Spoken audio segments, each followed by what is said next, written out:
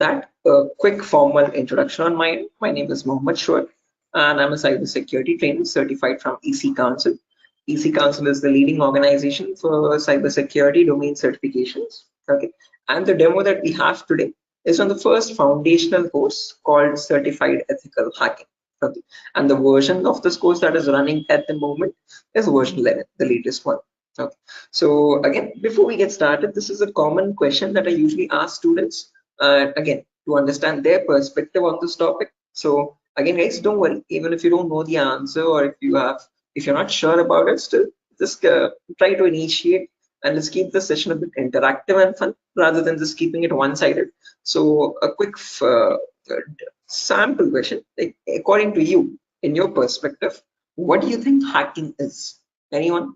Again, guys, don't worry, I am not asking for any definitive answers or exact to the point answers. Whatever comes to your mind, okay, whatever you think hacking is, please let me know. Anyone?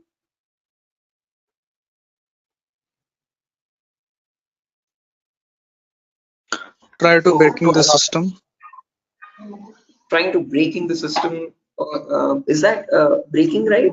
I mean, did I get it right? Break into To the system access Yes, yes, try to break. to access your personal things like computer, mobile. Oh, okay, trying to break into the Uh, system or access personal things. Unauthorized access to the system or data. Unauthorized access to the system or data. That's a great answer. Again, all answers are perfectly right. There's nothing wrong with them. Perfectly correct answers. Anything else, guys? Does anyone else want to add anything to it?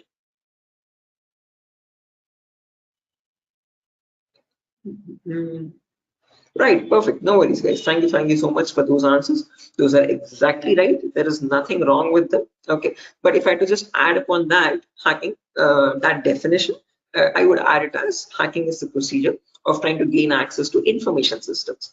Okay, these information systems could be anything. They could be from as small as a mobile phone to as big as a web application server or a database or the cloud organization as well. Okay, and this is done without the permission or without the consent and knowledge of the person owning those systems. Okay, so if those systems belong to a third party person, that person does not know that someone is trying to gain access to their information or the data. Okay, and this is usually performed by hackers for their own benefit. So once they get access to the systems, they can steal the data, destroy the data, or sell the data as well to other third party vendors. Okay. Now, depending on this definition, we easily understand that hacking is a malicious job. It is a criminalistic task.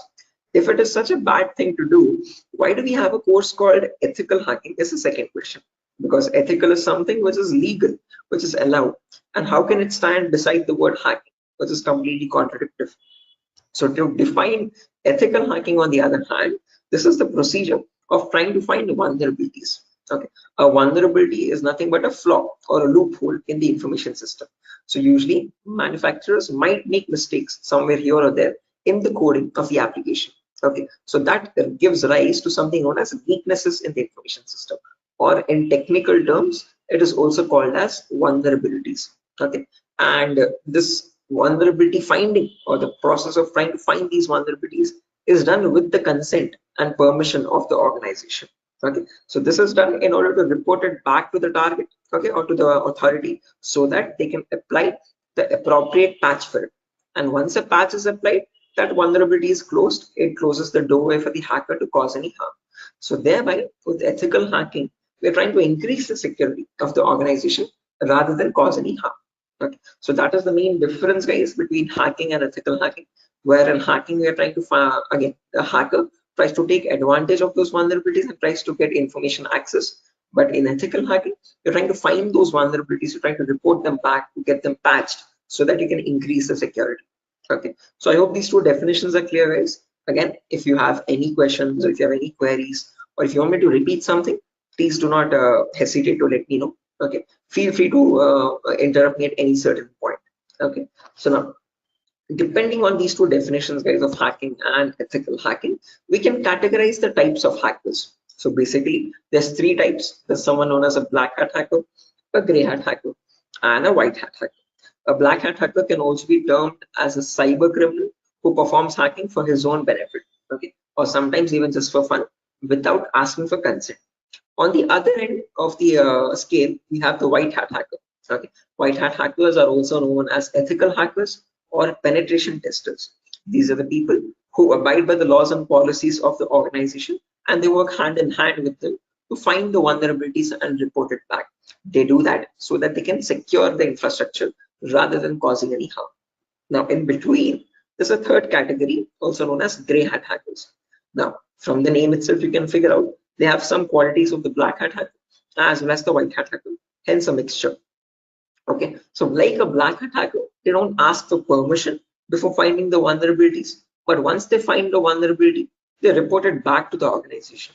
Okay, and that is done in return for a bounty. A bounty is nothing which benefits them. It could be a financial reward or a reputational reward, anything which benefits them or their careers. Right? So all these three types of hackers, whether it be a black hat hacker or a gray hat hacker or a white hat hacker, they perform hacking or ethical hacking in a certain number of steps. Okay? And those steps collectively are called as hacking cycle or cyber kill chain. Okay. Now let me list those steps out one by one so that you can have a clear picture of what the whole course is about, and then we'll briefly discuss about all of them. Okay, so you can ask your questions regarding those. Okay, so the first step that you perform in hacking cycle or cyber kill chain is known as information gathering. Now, certain organizations term this step in different names. They can also call it as reconnaissance or footprinting. Second step is known as scanning. It can also be referred to as enumeration. Third step is gaining access. Fourth step is maintaining access. And the last step is known as reporting or clearing traces. Now, the reason I've specifically mentioned "or" in the last step over here is because that is where it makes all the difference between the white hat hackers and black hat hackers. If you're a white hat hacker or an ethical hacker, you would perform the first 4 steps and then you would generate a report with all the vulnerabilities and the solutions for that and submit it to the organization. But if you're a black hat hacker, obviously you're not going to submit the vulnerabilities, but you're going to take advantage of them. You're going to attack the system, get access to the data, steal the data, and then remove all the evidences, which is nothing but clearing the traces or removing the footprints. Okay, so any questions or doubts, guys, up to this part before I proceed further into the technical part? Any queries or any confusion at the moment? Again, guys, I hope the audio and video is fine. Any issues with my audio or video? Okay. What is this enumeration, sir? Again, yeah, we'll be coming to that, guys. We'll discuss each of these steps one by one so you have a better understanding of what all of them are. Okay, at the moment, until now, here there are no questions, right?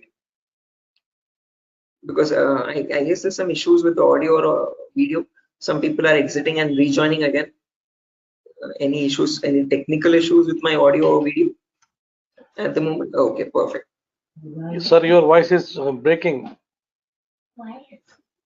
Oh, my voice is breaking. 1 second, guys.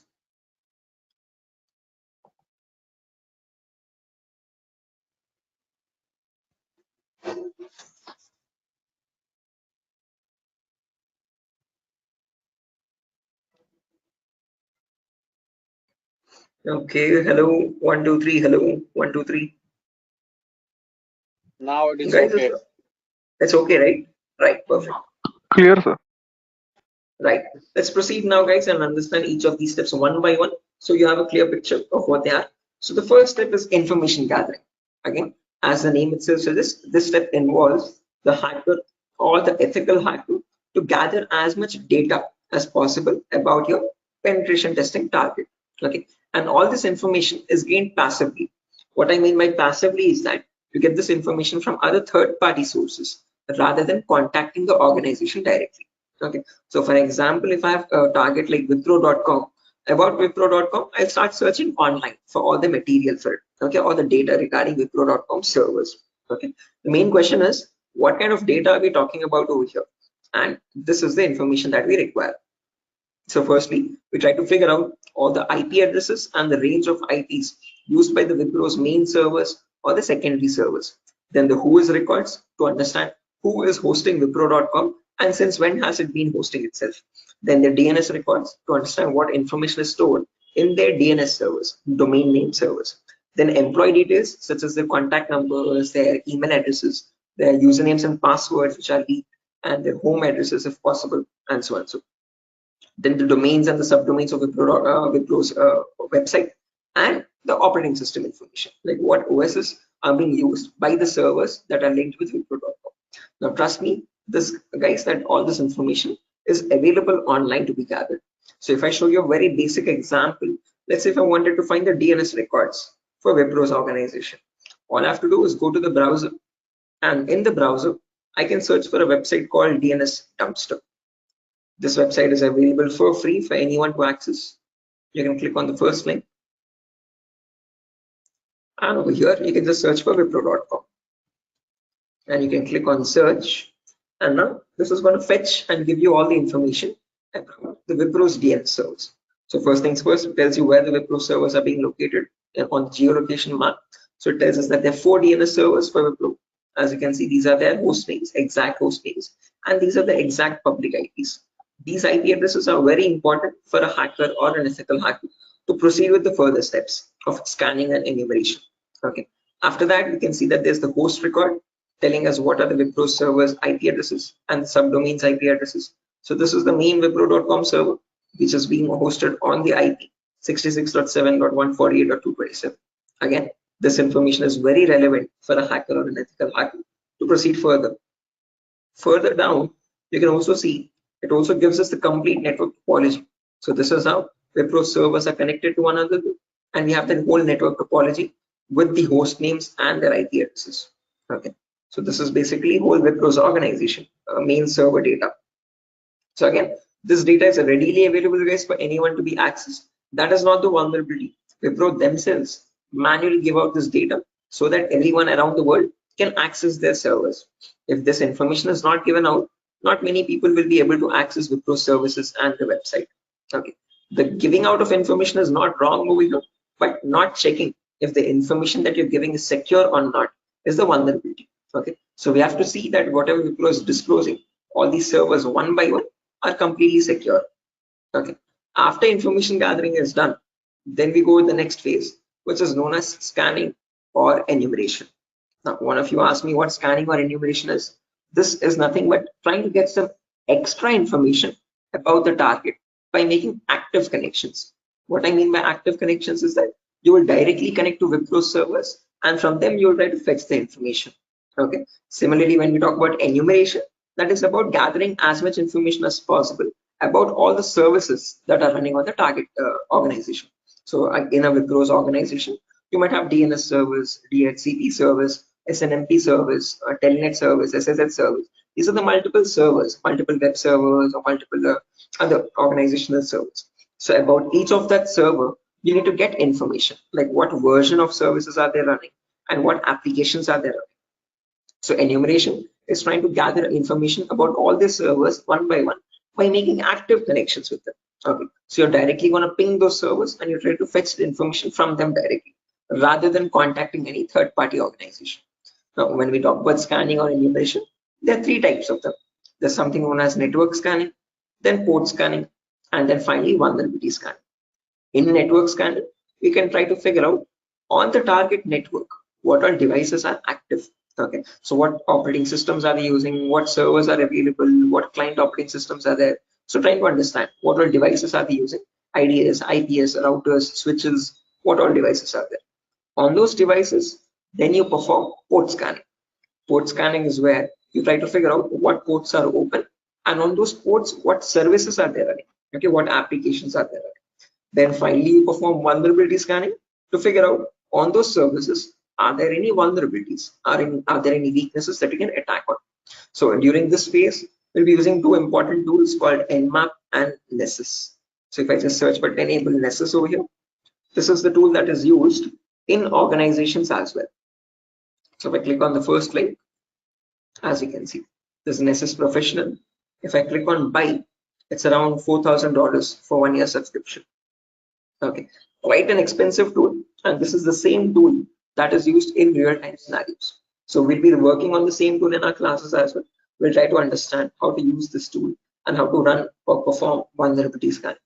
The reason why I'm showing you all this is just to make you understand that we will be using real-time scenario tools. Okay, whatever is used in organizations at the moment, we are up to date with those tools. Okay, after if I show you example, as you can see, I have the Nessus installed on my system over here.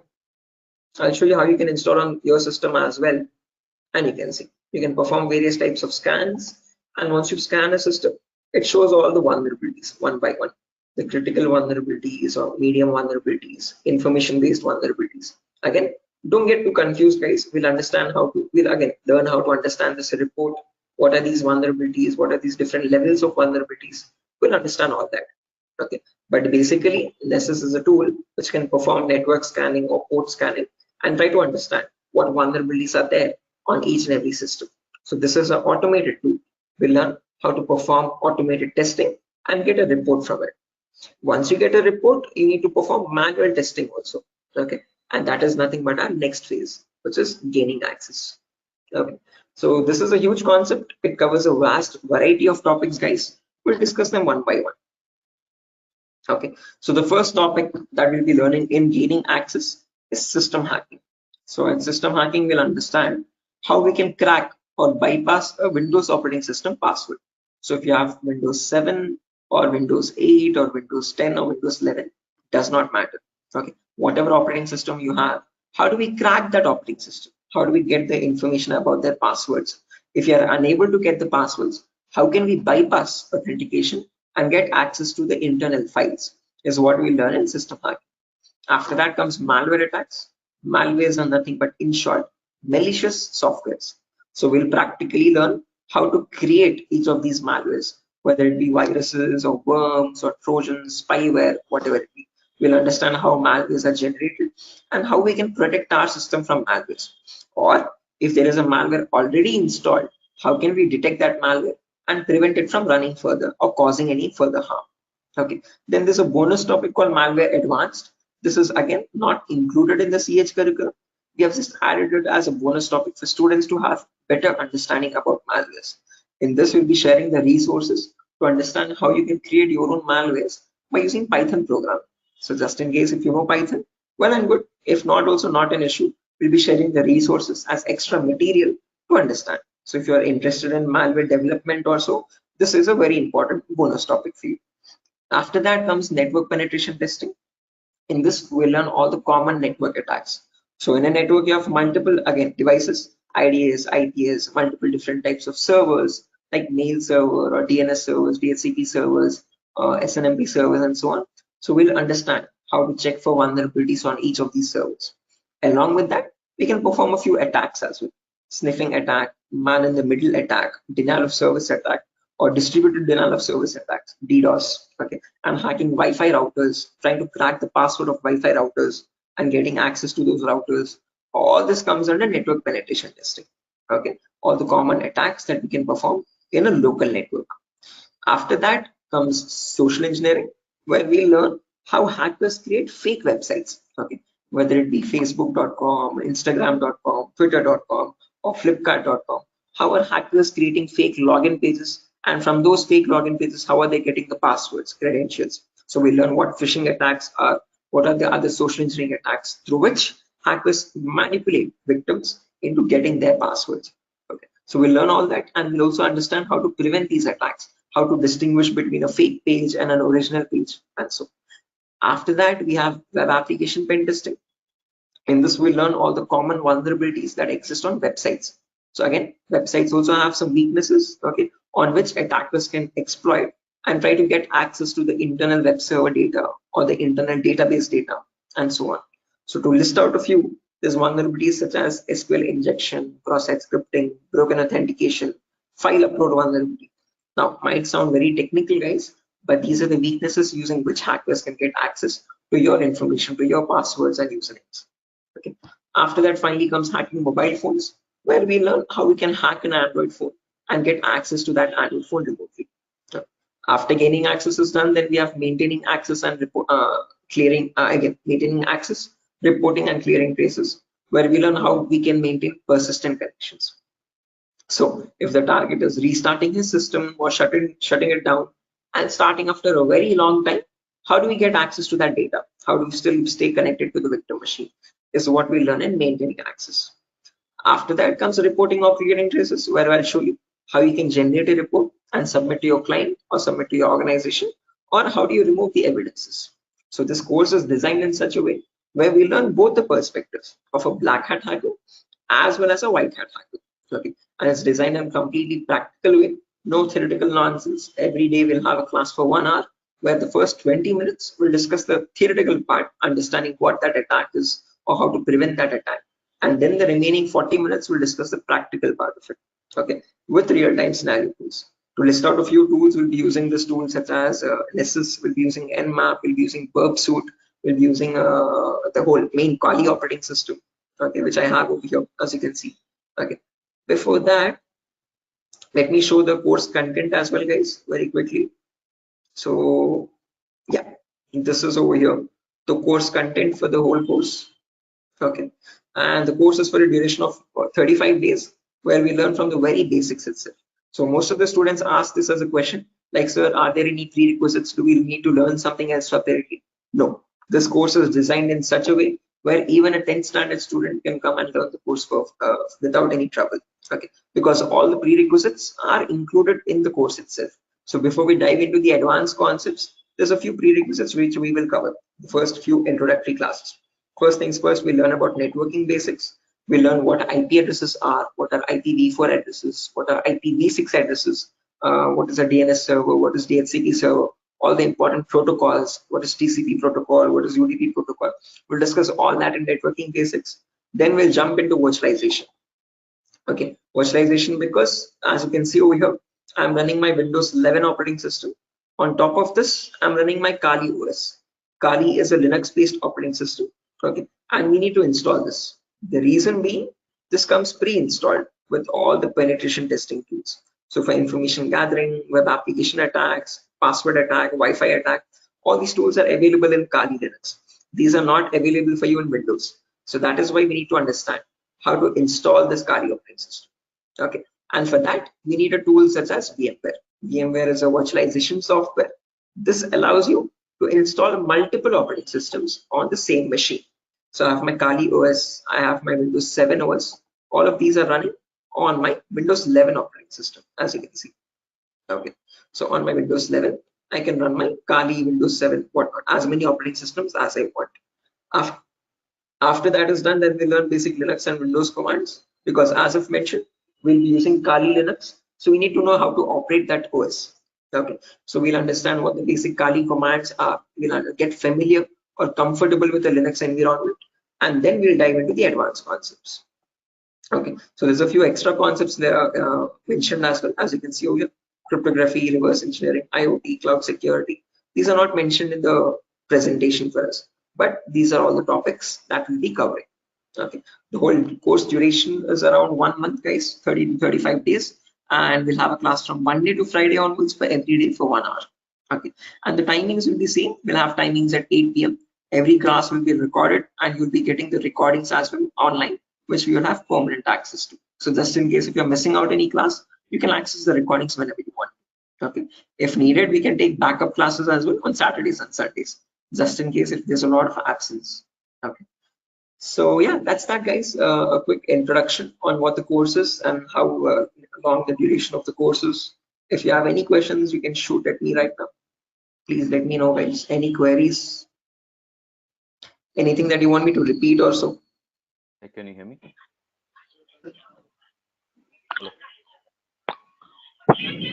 Hello. Yeah, hi. Sir, why we use that websites that you show before this PPT? Sorry, Yogesh, I didn't get your question. Can you please repeat? Sir, we as you said that we use some websites for ethical hacking. So that website that you opened before this PPT, I'm asking about that Yeah, website. the DNS dumpster website, as you can see over here. This is for information gathering, trying to gather information about any certain client. So before we perform hacking, it's very necessary that we know all the data about that organization or the data about that target. So in order to get that data, we have to visit these third-party websites. Okay, Sometimes your organization might not give you that data sufficient for us. Okay. That is why we need to gather that information from other third-party sources, websites like DNS Dumpster and so on. Okay. The more the data you have, the more possibilities you have to attack the system. Okay. The more attack vectors you can find or possible paths you can find to attack the system. Okay. So that is why it is necessary to access these websites and get the data about our target from these websites. Okay, okay, so understood. Right. Any other questions, guys?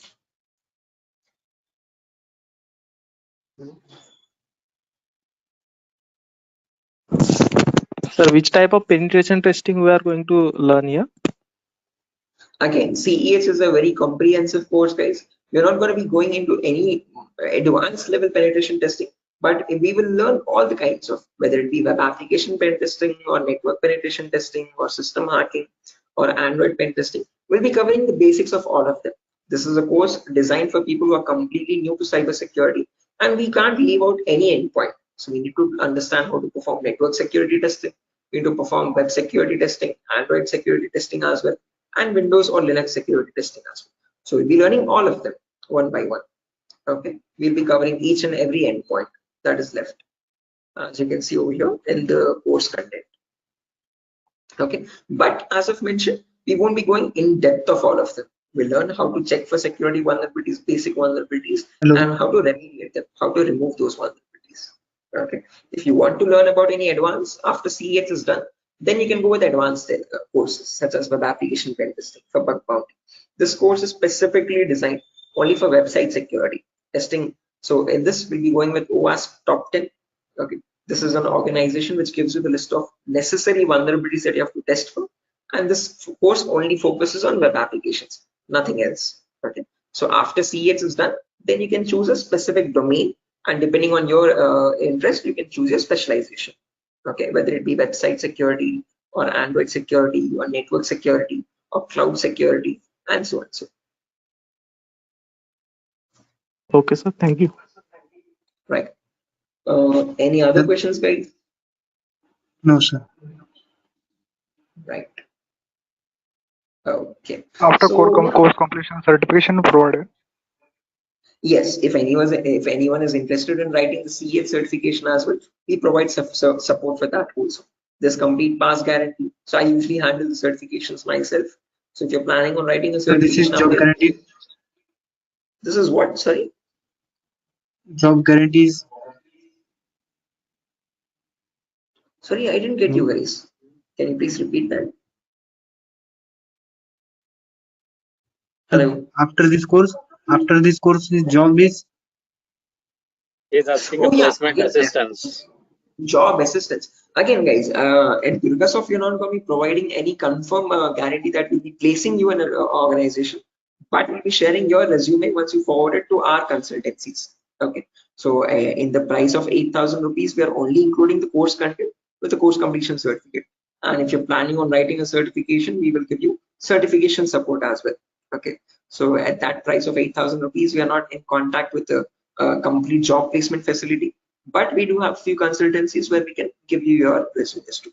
Okay, once you're done with the resume preparation, I'll be helping you out in understanding how to create a resume as well, depending on a cybersecurity profile. I'll be also sharing the common interview questions, and I have a few references as well to whom I can forward your resumes.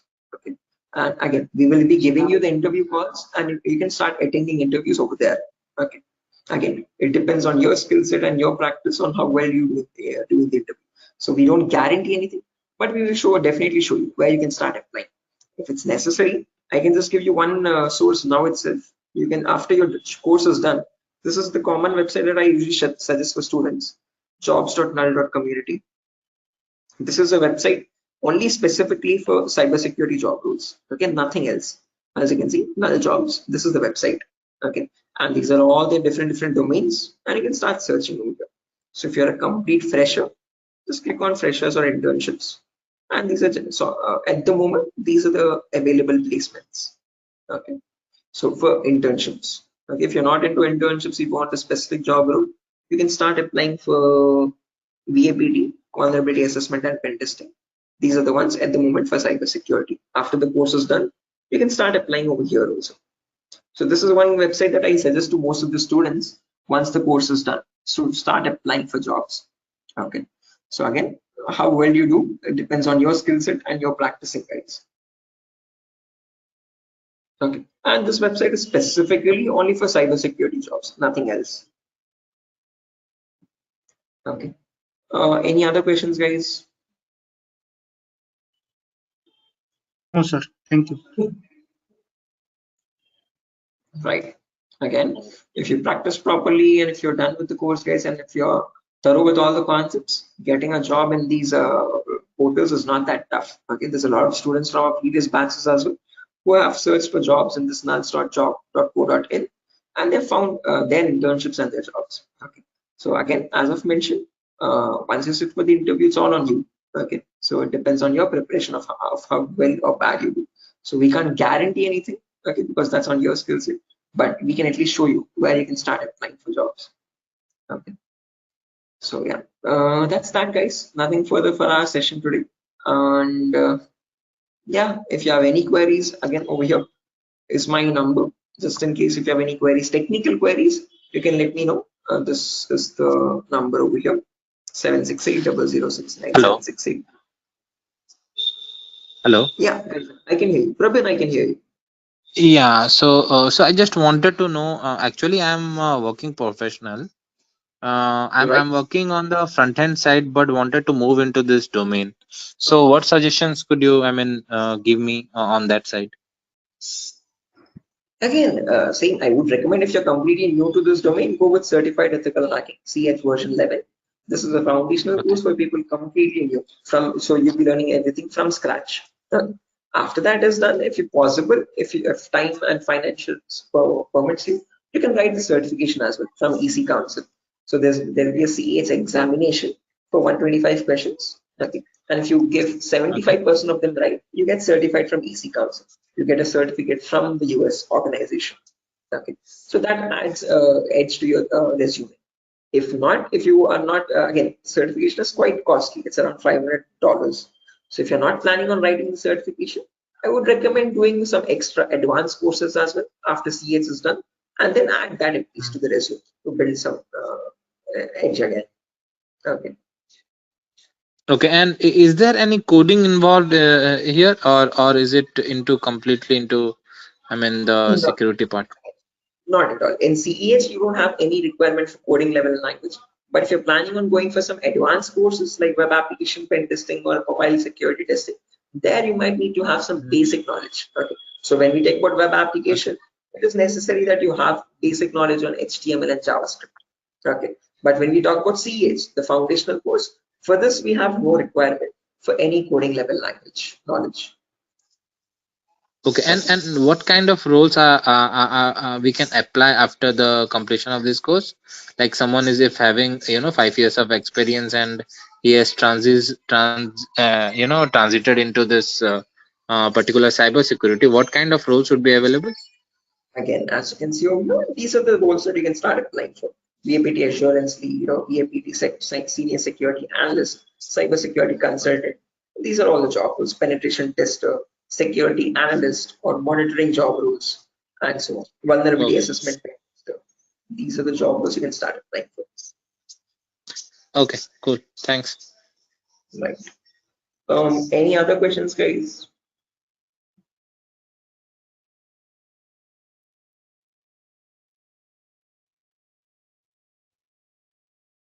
Right.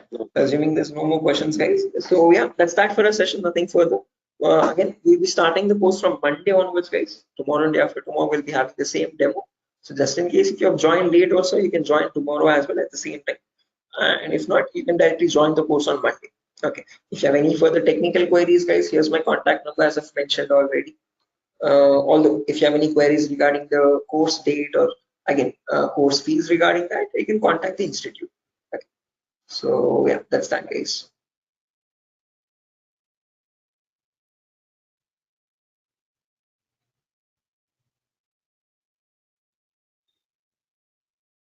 Sure.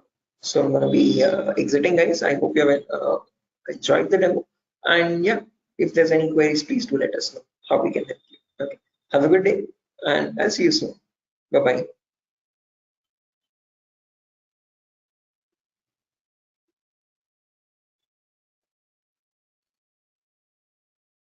Thank you, guys. Thank you.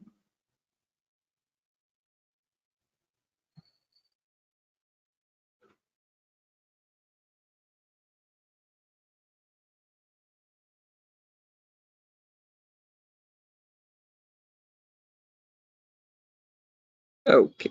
Hello, guys. Can you hear me now? Biswajit Singh, Rakesh, Ravikiran, Maman, Shiva, Sujata. I hope I'm audible now, guys. Yeah, Biswajit. Can you hear me now? Yes, we can. Right, perfect. So let's just wait for 2 more minutes, guys, for the other people to join as well. And then we'll be starting the session. Until then, if you have any queries or if you have any questions before we start the session, you could please let me know.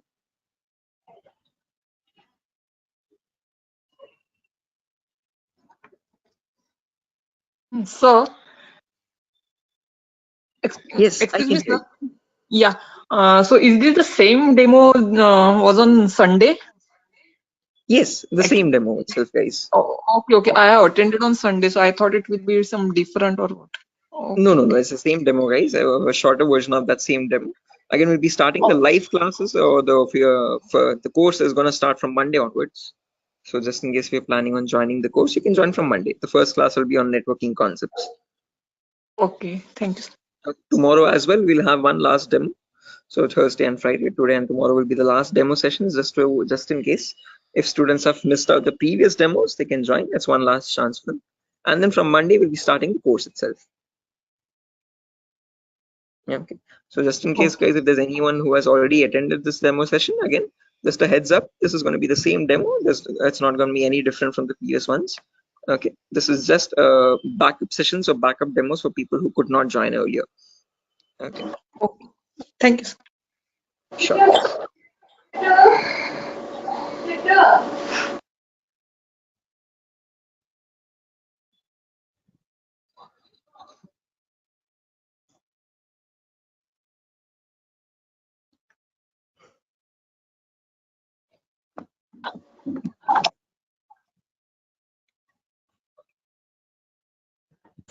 Sir, it means I can directly join on Monday because yesterday I was also present. Yeah, sure, guys. Again, as I've mentioned, it's the same demo. It's not gonna be any different. So this is only for people who are completely new to it, who have not attended the previous demo sessions. So if you have already attended the demo session, guys, you can join back on Monday itself directly.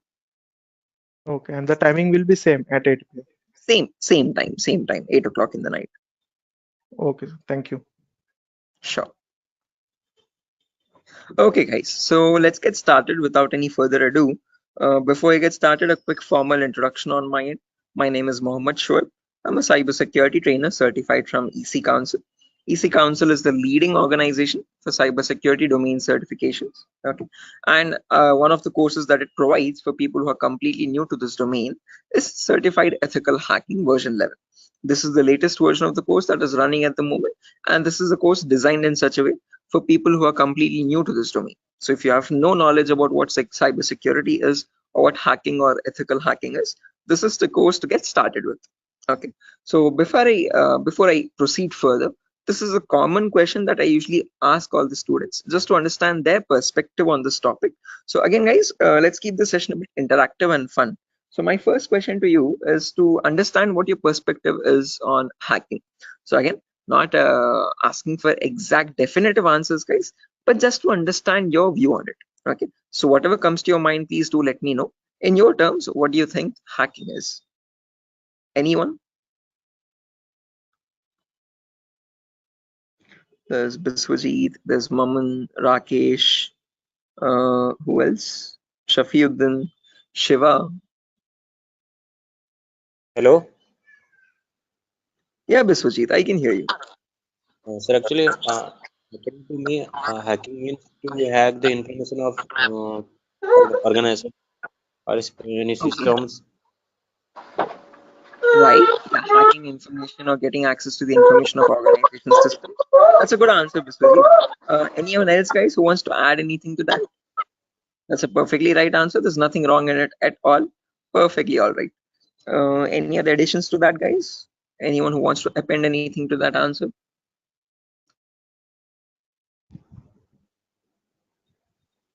Okay, no worries. Shiva, you were about to say something? Your mic was unmuted for a while. Did you have an answer? Okay, no worries, guys. So let me just add on with Biswajit's answer. So if I had to define hacking on, depending on using on his words itself, hacking is nothing but the procedure of trying to gain access to information systems. Okay, now these information systems could be anything. They could be as small as a mobile phone to as big as a database or a web application server or cloud organization itself. Okay, and this gain access to these devices is done without the permission and the consent of the person owning those systems. Okay, so the organization who owns those systems has no clue that someone is trying to gain access to their data. Okay, and this is usually performed by hackers for their own benefit. So once they get access to the data, they can steal it, they can destroy it, or sell it on the dark web to other third-party vendors. Now, if hacking seems such a malicious job, why do we have a course called ethical hacking? Is the second question. Because ethical is something which is completely legal. And how could hacking become legal now? Is the main question. So when we talk about ethical hacking, on the other hand, guys, this is the procedure of trying to find vulnerabilities. Okay. A vulnerability in simple terms can also be called as a weakness or a loophole in the information system. And using these weaknesses only, hackers try to get access to the target informations, target information systems data. Okay. So your job as an ethical hacker would be to find these vulnerabilities before a hacker does. And this is done with the consent and permission of the organization. So once you find these vulnerabilities, you have to report it back to the organization so that they can apply the patch for it. And once a patch is applied, you're thereby increasing the security of infrastructure and preventing hackers from causing any further harm. So with ethical hacking, you're trying to increase the security and make the infrastructure much more secure and stronger compared to what hacking is. Okay, where you're trying to exploit vulnerabilities. Okay, so are these two definitions clear, guys? Like what is hacking and what is ethical hacking, and how are they different from one another? Because most of the students have a misconception that both these terms are one and the same. No, guys, we're not going to be performing hacking. We'll be learning ethical hacking in the course. Okay, we won't be exploiting the vulnerabilities, but we'll see how to search for them, how to find them in an organization's systems, and how to report them back to the organization. Okay, so that we can prevent hacking from happening. Now, depending on these two terms, guys, we can categorize the different types of hackers as well. So we have someone known as a black hat hacker, then we have someone known as a white hat hacker, and in between there's someone known as a gray hat hacker. Okay, so firstly, the first category is black hat hackers. These people are also commonly referred to as cyber criminals. Okay, these are people who perform hacking for their own benefit, and they do this by asking no consent at all. On the other end of the spectrum, we have the white hat hackers, who are also termed as ethical hackers or penetration testers. Now, these people perform ethical hacking, or in simple terms, penetration testing, to find all the vulnerabilities in the organization. And they do this by asking for consent and by following all the laws and policies set by the organization. So they do not cross any line, they do not perform exploitation of any vulnerabilities, they only work to increase the security of the organization. Now, in between white hat hackers and black hat hackers, there's someone else known as a gray hat hacker. Now, as the name itself suggests, these people have both the qualities of black hat as well as a white hat hacker. Like a black hat hacker, they don't ask for permission before finding the vulnerabilities. But once they do, once they find the vulnerability, like a white hat hacker, they report it back to the organization. Okay, they don't take advantage of it, they don't exploit it and try to attack the system, but they report it back so that they can help the organization. But it's a give and take relationship, so it's a there's kind of a bargain over here. Okay, the catch is that these gray hat hackers ask for a bounty in return. Okay, a bounty is anything which benefits them, so they could ask for some prize reward, or they could ask for some reputational reward, anything which benefits their career and profile. Okay, and that is why in simple terms they are also known as bug bounty hunters. They find bugs in return for a bounty. Okay, so they are hunting for bugs. Okay, now all these three types of hackers, whether we take black hat hackers, gray hat hackers, or white hat hackers, they perform hacking or ethical hacking in a certain number of steps. Okay, and they follow a procedure, a systematic procedure. That systematic procedure is known in simple terms as hacking cycle or cyber kill chain. Okay, various organizations categorize these steps into various numbers, but if I had to summarize it up, there are 5 important steps in hacking cycle or cyber kill chain. Whether you take a black hat hacker or a white hat hacker or any kind of a hacker, he needs to follow the same procedures as well. Okay. Now let me list them out first, and then we'll discuss in detail about each of them, so you have a clear picture of what the whole course is about. Okay. So the first step is known as information gathering. It can sometimes also be referred to as reconnaissance or footprinting. So they are one and the same term, guys. Don't get confused. Various organizations use various terminologies, but whether you hear information gathering or reconnaissance or footprinting, all the three terms are one and the same. After that, you have scanning, which can also be referred to as enumeration. Then you have gaining access. Then you have maintaining access. And then finally, there's a reporting or clearing traces. Now, the reason why I've mentioned or over here in the last step in capitals is because to make it a note to understand that this is the only step where you have a difference between black hat hackers and white hat hackers. Now, whether you are any kind of a hacker, whether it be black, white, or gray, the first four procedures are to be followed mandatorily. So you have to follow those first four procedures in the same order. After that, in the end, what changes is the last thing that you do. Okay, if you're a white hat hacker, you would definitely report all the vulnerabilities that you have found with the remediations, with the solutions to remove those vulnerabilities. If you're a black hat hacker, definitely you're not going to be giving any solutions, and obviously you won't be reporting it, but you will try to remove all the evidences. So whatever harm you have caused, whatever data you have stolen, you might leave some footprints here and there. Okay, so that is why it's very necessary that you remove or clear those footprints so that you cannot be traced out and you stay anonymous. So that is known as clearing traces in simple terms. And in our course, we're learning both the perspectives, how we can generate a report and submit to the organization, or how hackers clear the traces and remove all the evidences. Okay. Now, let's briefly discuss about each of these one by one, guys, so you have a better idea on the whole course. But before that, any questions, guys, for anyone? Again, please feel free to interrupt me at any certain point. Do not hesitate to ask a question. Please let Hello, me know. Yeah, Biswajit, I can hear you. sir. Is this class is getting recorded? Yeah, this will be recorded, definitely. Every single class that we take will be recorded and it will be uploaded to the Google Drive. So even once we start our course as well, the whole duration of the course, every single day we'll take a 1 hour class, and each class will be recorded and uploaded to the Google Drive. So that Okay, just sir. in case if you're missing out, if you're absent for a session, you can access the recordings whenever you want to. Okay, okay, sir. Actually, from the starting, you told about hacking and ethical hacking. So, Mhm. could you please briefly tell me? Hacking means like you're hacking the particular credence, some credential information, like something personal information you are hacking. But ethical hacking was that. Oh, I did not get it properly. Good question. Again, Biswajit, when we talk about hacking, this is something that cyber criminals perform. Okay, hacking is where you're trying to get access to information devices. Okay, and using those information, what you do with that information defines what kind of hacking you do.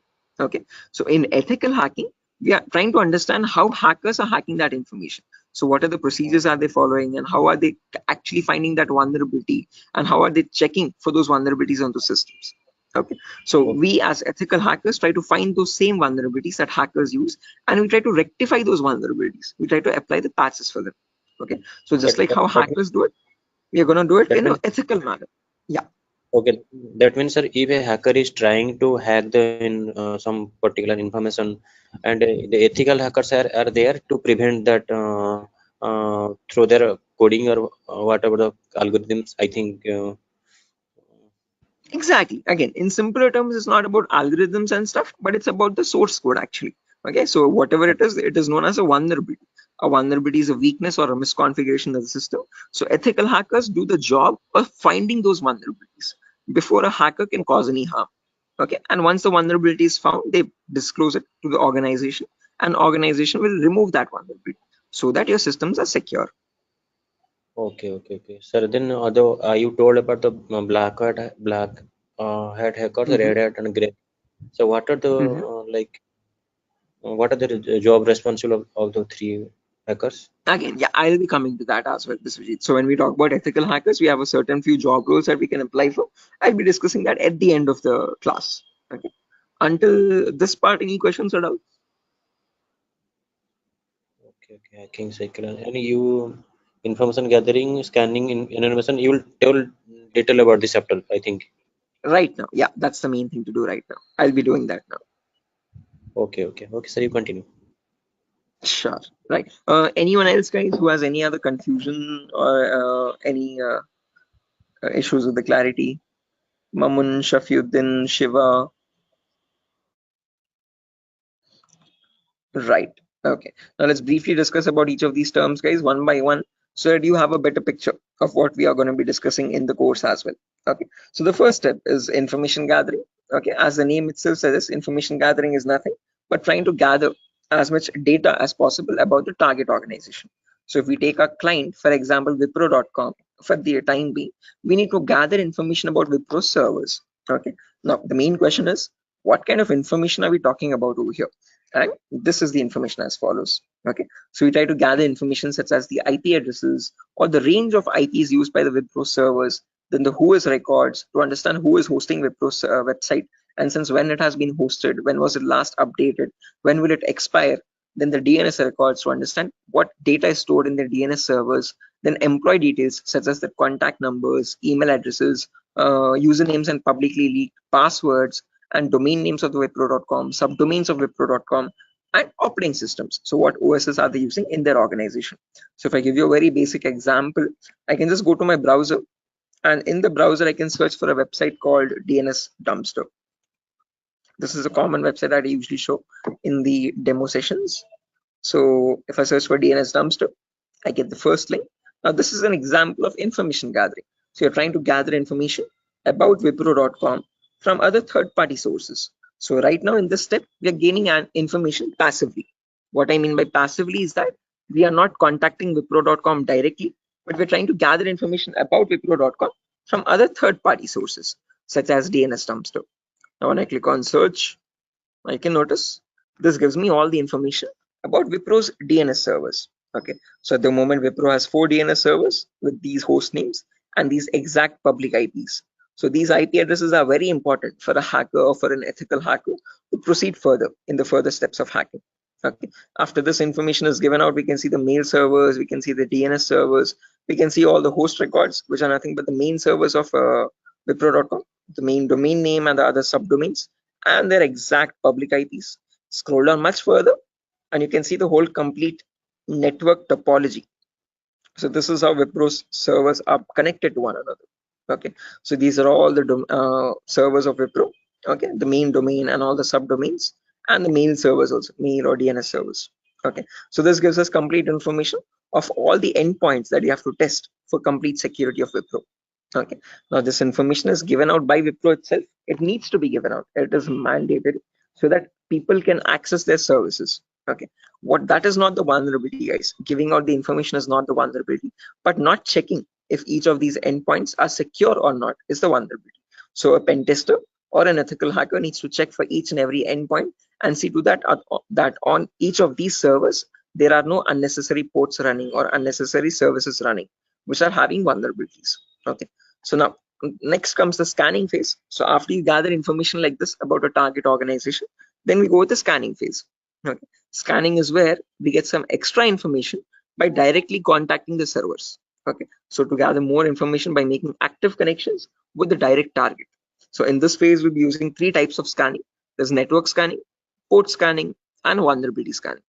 In network scanning, we try to figure out on the target network, on the target organization, what all devices are being used. So if we take Wipro for example, in Wipro's company or in Wipro's office, what all devices are being used, what servers are they using, what firewalls are they using, what IDS, intrusion detection systems or intrusion prevention systems are they using, and what all services are they using, DNS, DHCP, and so on and so. Okay, once we know that, then we perform port scanning to figure out all the services as well and their version details. So if they're using DNS service, what version of DNS are they using? If they're using mail services, what mail services are they using and what versions are they? Okay. Finally, perform vulnerability scanning to find the weaknesses on those servers. So if there's any application with an inbuilt weakness, or if there are any misconfigurations like weak password or default unnecessary ports open, all that comes under vulnerabilities. So we scan for vulnerabilities by using some automated tools. Okay. So if I go to the browser now, I can show you one of the very important tools, which is Tenable Nessus. So this is the same tool that is used in organizations, guys. As you can see over here, quite an expensive tool as well. If you click on buy, You can say it's around $4,000 or so for 1 year subscription, and we shall be using the same tool in our lab setup in our classes. So let me show you how the tool looks like. Admin password. Yes. So again, default password, default credentials, policies, scan templates. So this is how your Nessus tool looks like, guys. So this is capable of performing your network scan or port scan or vulnerability scan, and gives you the list of vulnerabilities. So once you perform a scan, it shows you in your network whatever devices are there, what vulnerabilities are there on those devices. So it categorizes the weaknesses on the system in 5 levels: information, low, medium, high, and critical. So if a company has any critical vulnerabilities, it means hackers can easily get access to their servers. Okay, so we'll understand how to perform vulnerability scanning, how to know if a system has any vulnerabilities, and if hackers can hack their organization so easily. Okay, if they can hack, how do we provide the solutions is also what we learn. Okay, after scanning is done, then we go with the next phase, which is gaining access. Now this is a huge concept, guys, covers a lot variety of topics, and these are the topics as follows. Before I proceed further, any questions or doubts up to this part, guys, in information gathering or scanning?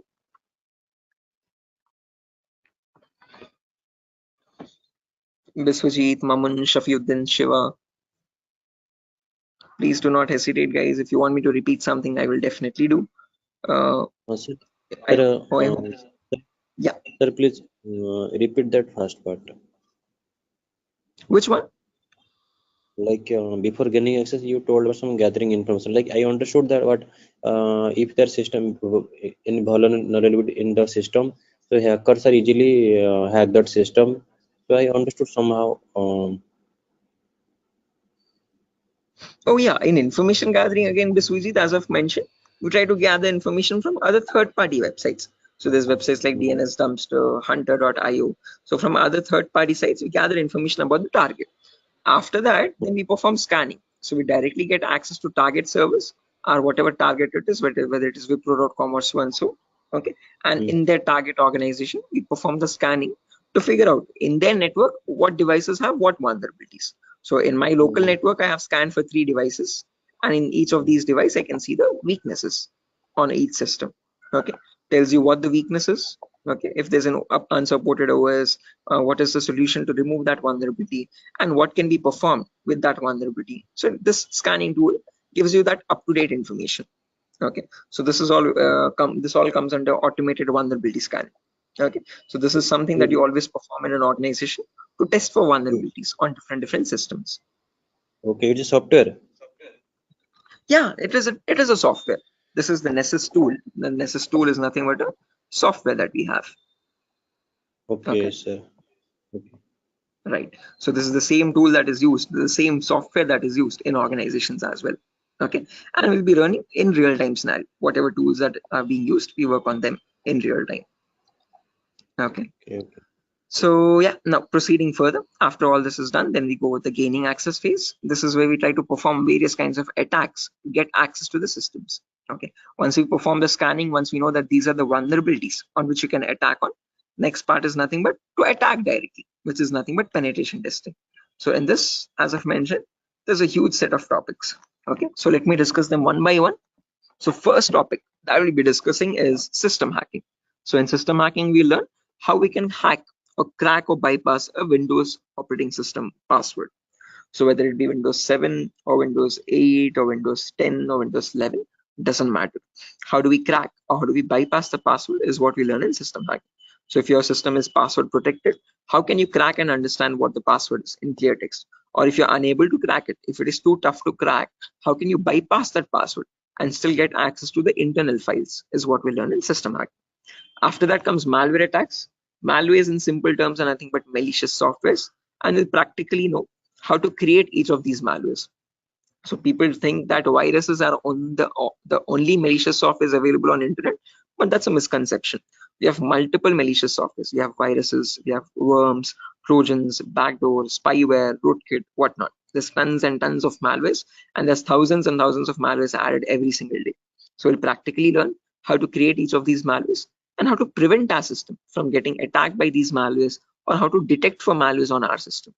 Then comes network penetration testing. Okay, in network pen testing, we learn all the common network vulnerabilities. Okay, so in an organization, in a local network, there are multiple services. There's DNS service, Telnet service, SMTP service, DHCP service. These are all the services or protocols used in a common organization. So we learn how to test for weaknesses on each of these servers. And after that, we'll also learn how to perform network attacks like sniffing attack, man in the middle attack, DOS attacks, or hacking Wi-Fi routers and cracking Wi-Fi router passwords. All this comes under network pen testing. Then comes social engineering, where we learn how to crack passwords from websites. Okay, so how do hackers make fake login pages, Facebook page, Instagram page, or a Flipkart login page, bank login pages? How do hackers get your passwords from these pages? Okay, how can they create fake login pages and send them to the victims and perform phishing attacks?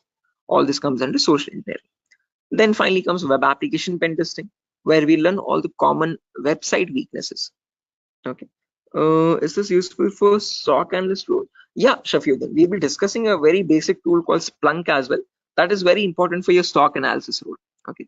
SOC is nothing but Security Operations Center, guys, just in case if anyone is confused. Okay. In SOC job roles, we usually see how to monitor and detect threats. Okay. Threats are nothing but attacks. Okay. So for that, we'll be discussing a very basic tool, a very important tool actually, but the very common tool used in SOC, which is Splunk. So this course was helpful for that as well. Shafiuddin. Okay, now after that, coming back to our topic, guys, as I've mentioned, we'll be discussing web application vulnerabilities, where we learn all the common website weaknesses. Now again, this might sound a bit technical, guys, okay, but these are a few common weaknesses that exist, such as SQL injection, cross-site scripting, broken authentication, file upload vulnerability, and so on. So these are the weaknesses that hackers use to get access to the web server, okay, or the databases in the backend. Okay, after that, we have hacking mobile phones, where we learn how to hack or crack an Android application phone. Okay, so how do we use Trojan attacks and get access to the Android phone remotely? Okay, after this is done, then we have two small topics, which are maintaining access and reporting or clearing traces. So this is the most important concept, guys, gaining access. After that, we need to know how to maintain persistent connections. So how do hackers maintain a connection even if the system restarts? Okay, is what is known as maintaining persistent connections. After that, we have reporting or clearing traces, where we'll see how to generate a report and submit to the organization. Or if you're a black hat hacker, how do they remove all the evidences? How do they clear the traces? Okay. Now, since not everyone is from a technical background or might not be from a technical background, we will discuss a few prerequisites as well. Okay. So the course is designed in such a way where you don't have to learn anything separately from outside. So if this is in a way to even a 10th standard student to understand this course in a simple and sufficient manner. Okay, so before we dive into all the advanced concepts, we'll be discussing these 4 prerequisites or 4 to 5 prerequisites. So first we'll learn basically what ethical hacking is, or how is it different from hacking. Then we learn virtualization. Okay. The reason why we need to learn about virtualization is because we'll be using a tool called VMware. So as you can see on my desktop, this is my Windows 11 operating system, and on this I have my VMware application. Okay, this VMware allows me to run multiple operating systems on one single machine. Okay, so as you can see, I can run my Kali OS, I can run my Windows 7 OS, Ubuntu OS, and so on. So, okay, the reason why we need virtualization is because we need to run something known as Kali Linux. This is a Linux operating system, guys. Okay, and this is very important for us because this comes pre-installed with all the penetration testing tools. Okay, for hacking tools or ethical hacking tools. As you can see over here, there's information gathering tools, there's web application testing tools, there's password attacking tools, Wi-Fi attacking tools, and so on. So these are the tools that specifically come only with Linux OS. Okay, they're not available in your Windows operating system. So that is why we need to know how to install this operating system and how to use this out. Okay, again, one good thing is this is completely free and open source. Anyone can download this operating system from the official website kali.org. Kali.org. Okay, so how to download this and how to install this is what we learn in the virtualization class. After that is done, then we will go with basic Linux and Windows commands. So as I've mentioned, Kali is a Linux OS. So we need to understand how to use a Linux operating system. What are the basic commands in Linux and how is it different from Windows operating system? After that, we learn basic Windows server configuration, how to configure a DNS server, how to configure a web server in Linux, in Windows OS. Okay, and after all that is done, then we go with the important concepts. Okay, information gathering, scanning, enumeration, then gaining access, maintaining access, all that comes after that. Okay, so until these concepts are done, then you'll be ready for all the advanced concepts. So this is designed in such a way where you don't have to learn anything separately from anywhere else. Okay, so after that, again, there's a few bonus concepts as well, guys, such as cryptography, reverse engineering, IoT, cloud security, Splunk. So these are not included in other institutes. Okay, these are a few concepts that we have specifically designed in such a way so that you can proceed further and learn advanced courses as well if you're interested.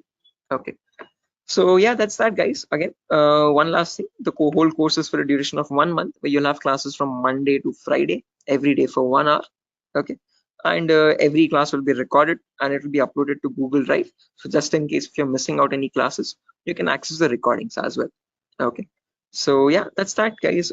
Any questions on your end? Yeah, Biswajit, you were asking me one question, asking about the job roles, I guess. So once you're done with the course, you can start applying for job roles like SOC analyst, vulnerability assessment tester, or penetration tester, or again, security engineer, and so on. So, okay. So these are the job roles that you can apply for once you're done with the course.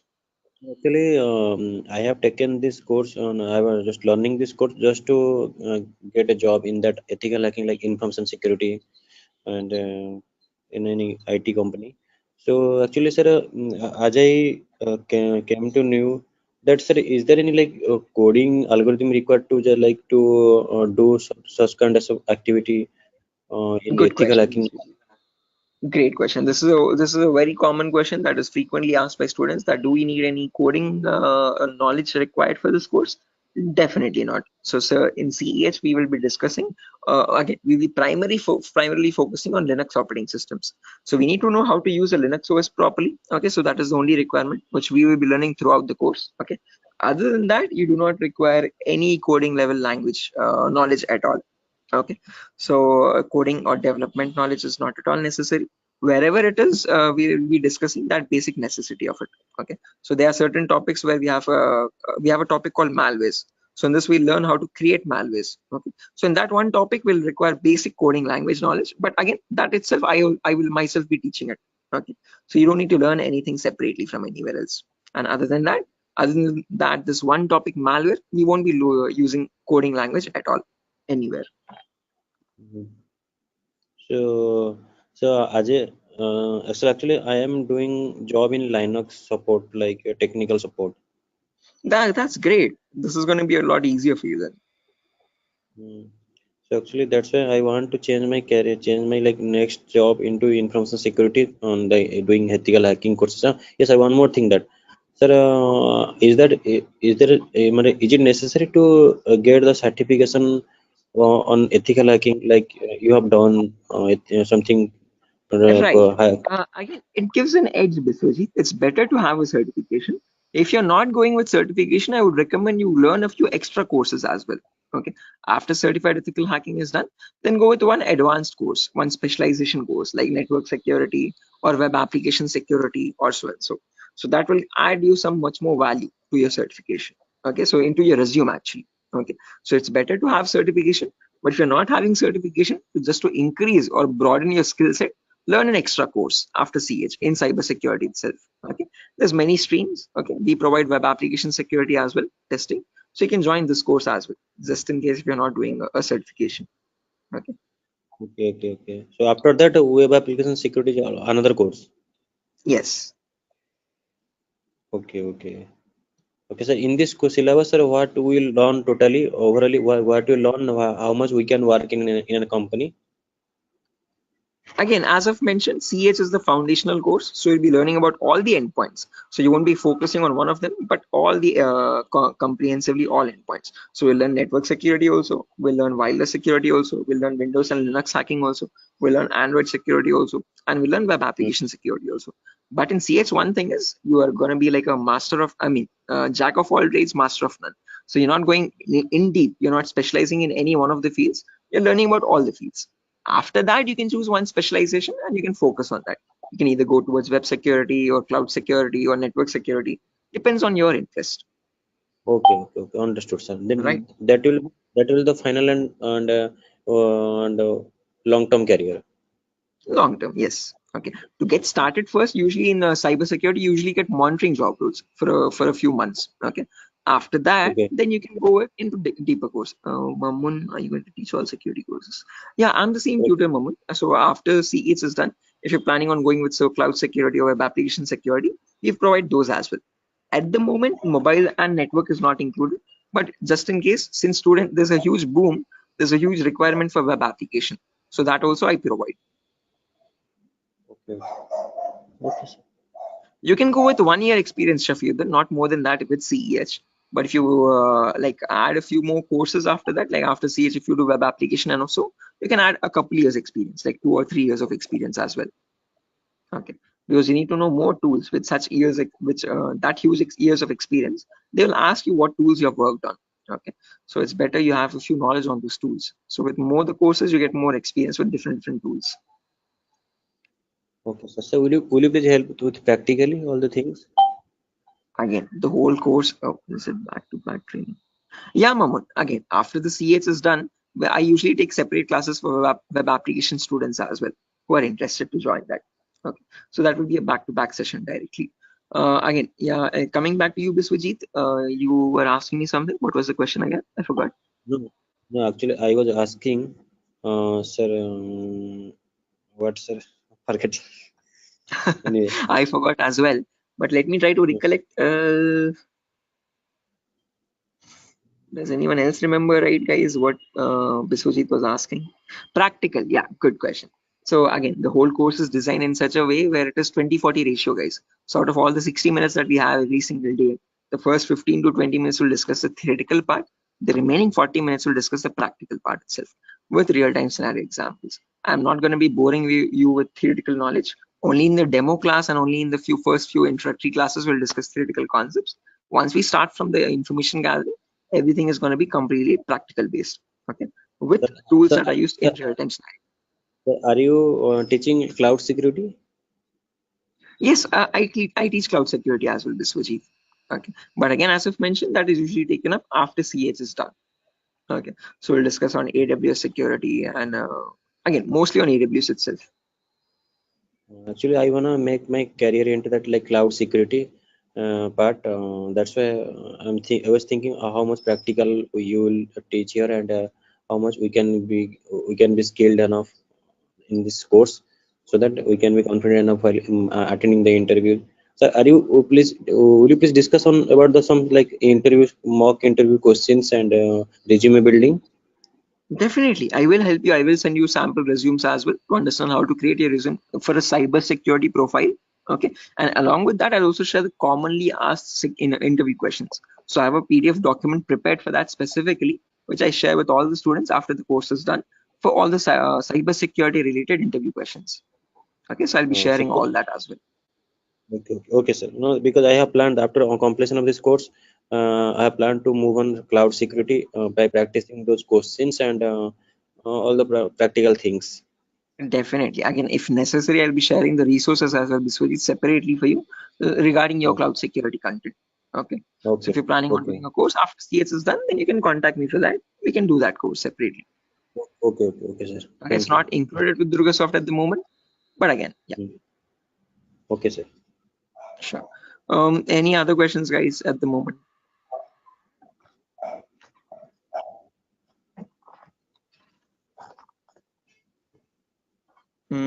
Okay, assuming there's no questions, guys, I'll be ending the session over here.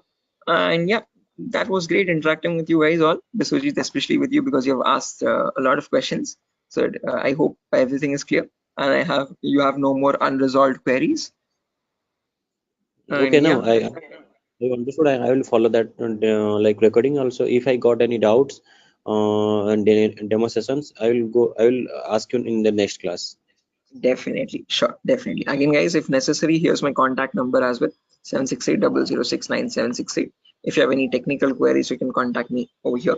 If you have any queries what other technology we should know. Again, Mamun, as I've mentioned, it's better to have Linux knowledge, Linux commands knowledge, and how to use a Linux operating system, and basic networking knowledge. What are IP addresses, what are IPv4, what are IPv6 addresses. If you do not know these also, as I've mentioned, all these are included in the course itself. So these are the prerequisites which are required. But again, I have included them in the course just in case if you're not familiar with them. Okay.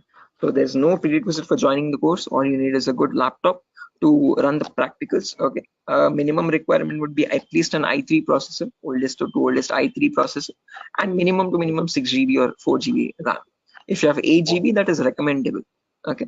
Recommended. But if you have minimum 4, it might hang a bit, but it will work. Okay. So one important requirement is you need a laptop or a device for practicing, because we have a lot of practicals in the course. Okay. So other than that, nothing else is required. Okay. Just interested mindset and a device to practice on. Those are the only two requirements for this course. Nothing more. Okay. All right. So yeah, that's it, guys. Nothing further for the session today. If you're interested to join the course, you can join this from Monday. We'll be having the first class on Monday for networking concepts. Okay. And after that, yeah, tomorrow as well, there's another demo session. So just in case if anyone is planning to join the demo again, you can join it tomorrow at the same time. If not, we'll be starting the course from Monday itself directly. Okay, thank you, sir. Okay, guys. Good day. Thank you for joining the session. It was great interacting with you. And I'll see you soon, guys. Bye-bye. Have a good day. Thank you, sir. Good night. Thank you, guys. Good night.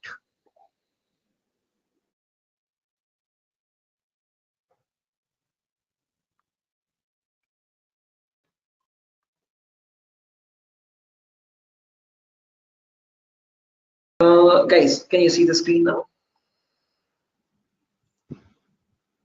Yeah, I can see you now. Yes, sir. The Yes, it's Sujata, Sogat. Yes, sir, it's visible. Right, perfect. Thanks. Okay, how many people are there? Vikiran, Rakesh, Biswajit, Prashant, Shiva, Sogat. Okay, perfect.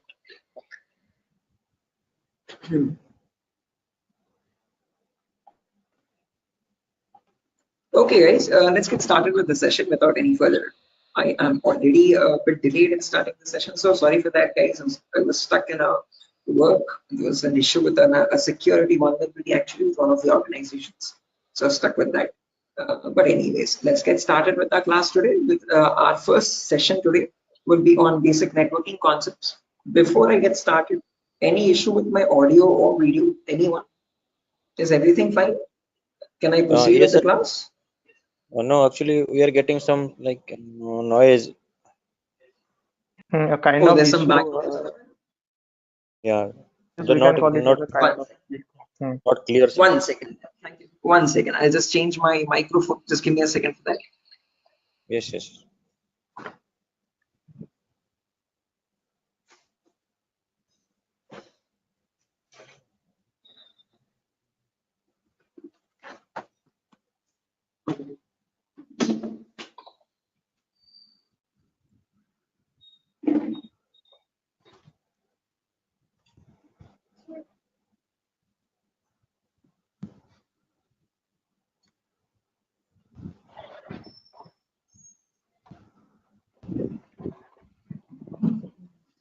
So,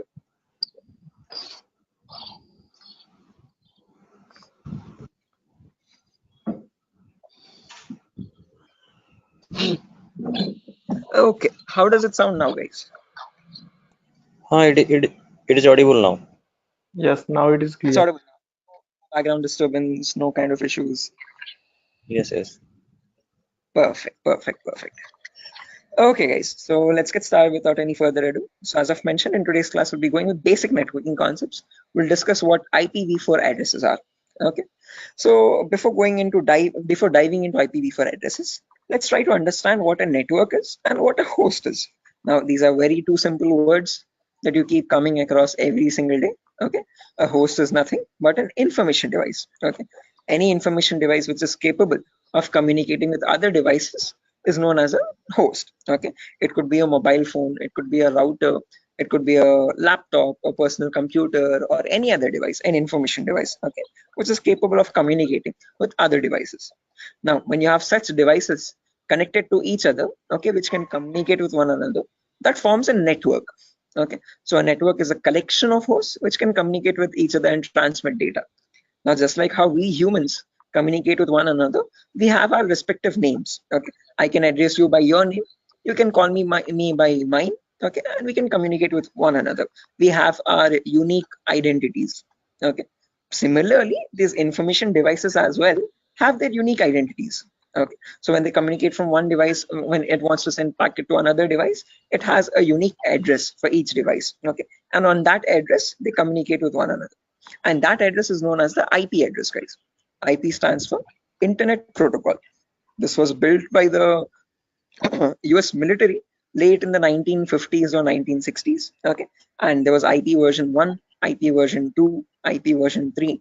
All these were unsuccessful attempts. They were you could say experimental.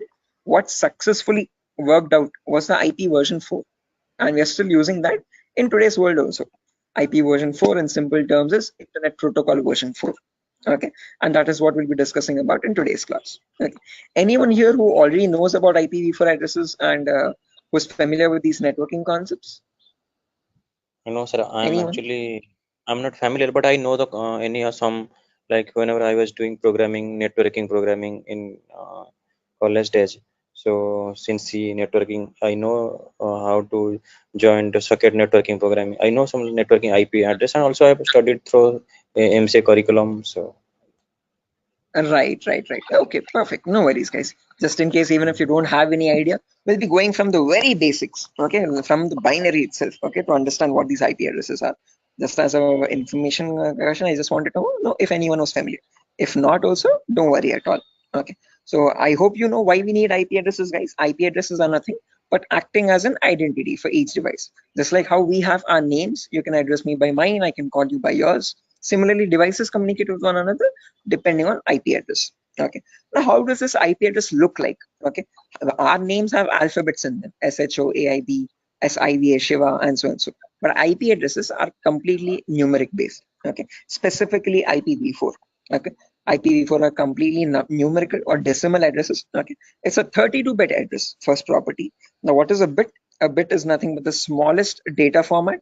Okay. It comprises of either 0 or 1. Okay, and your IPv4 address is a 32-bit address. What I mean by 32 is that it contains 32 zeros and ones like these consecutively. Okay, and these 32 zeros and ones are divided into 4 equal parts. Each part is known as a octet. Okay, octa in the sense 8 bits. Okay, so you have 4 parts, it's 8 bits each. Okay, and each of this is known as a octet. In simple terms, it can also be called as a byte. Okay, and each octet or each byte is separated by a dot symbol. This is how computers know IP addresses to be like. Okay, this language is known as the binary language of zeros and ones, and your computers or information devices all communicate on binary language only. But for us humans, it's quite tough to understand binary. Okay, so we can calculate it now. If you're quite familiar, if you have some experience, you can calculate binary in your mind itself. But looking at it and understanding it's quite tough.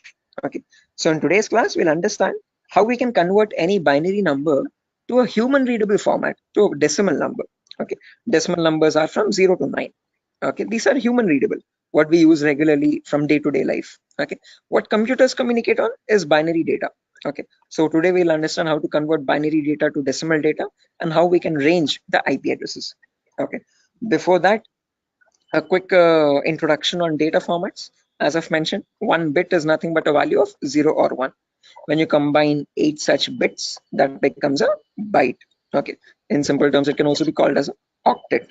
When you combine 1024 bytes, that becomes a kilobyte. Your textpad files, your contact applications and all these are in kilobytes of data. Okay, when you combine 1024 kilobytes, that becomes a megabyte. Okay, your PDF documents or your music files are in megabytes of data. 1024 megabytes becomes a gigabyte. Okay, your movie files or larger softwares are in gigabytes. 1024 gigabytes becomes a terabyte. Your hard disk is in terabyte storage data, and 1024 terabytes becomes a petabyte. We have never used petabytes until now. This petabyte data is usually used by cloud organizations. Okay, OneDrive, Google Cloud, blah blah blah. Okay, now let's understand how to convert this bit data or binary data into decimal data. Okay, so what I've done is I've taken down this first octet over here, 10101010, and I've written it down over here, as you can see, in an expanded format. Now to convert this, there are 2 simple methods. Method number 1 is there's two simple steps to it, not methods, sorry. Okay, there's one method only. Okay, and with two simple steps. Okay, step number one is you write down the values from 2 to the power 0 all the way up to 2 to the power 7 from right to left. Okay, why specifically 2 to the power? Because this is binary data. You have only two possibilities, either a 1 or a 0. So first 2 power 0, then 2 power 1, then 2 power 2, then 2 power 3, then 2 power 4, then 2 power 5, 2 power 6, and 2 power 7. Let's write down the values for that. 2 power 0 is nothing but 1. Anything to the power 0 is always equal to 1. Okay, that is a mathematical rule. 2 power 1 is equal to 2. 2 power 2 is nothing but 2 into 2, which is 4. 2 power 3 is 2 into 2 into 2, that is 8. 2 power 4 is 16. 2 power 5 is 32. 2 power 6 is 64. And 2 power 7 is 128. Okay, now to convert this number, all you have to do is, just a second guys, let me open up Zoom so that I can draw on the screen. Give me a second.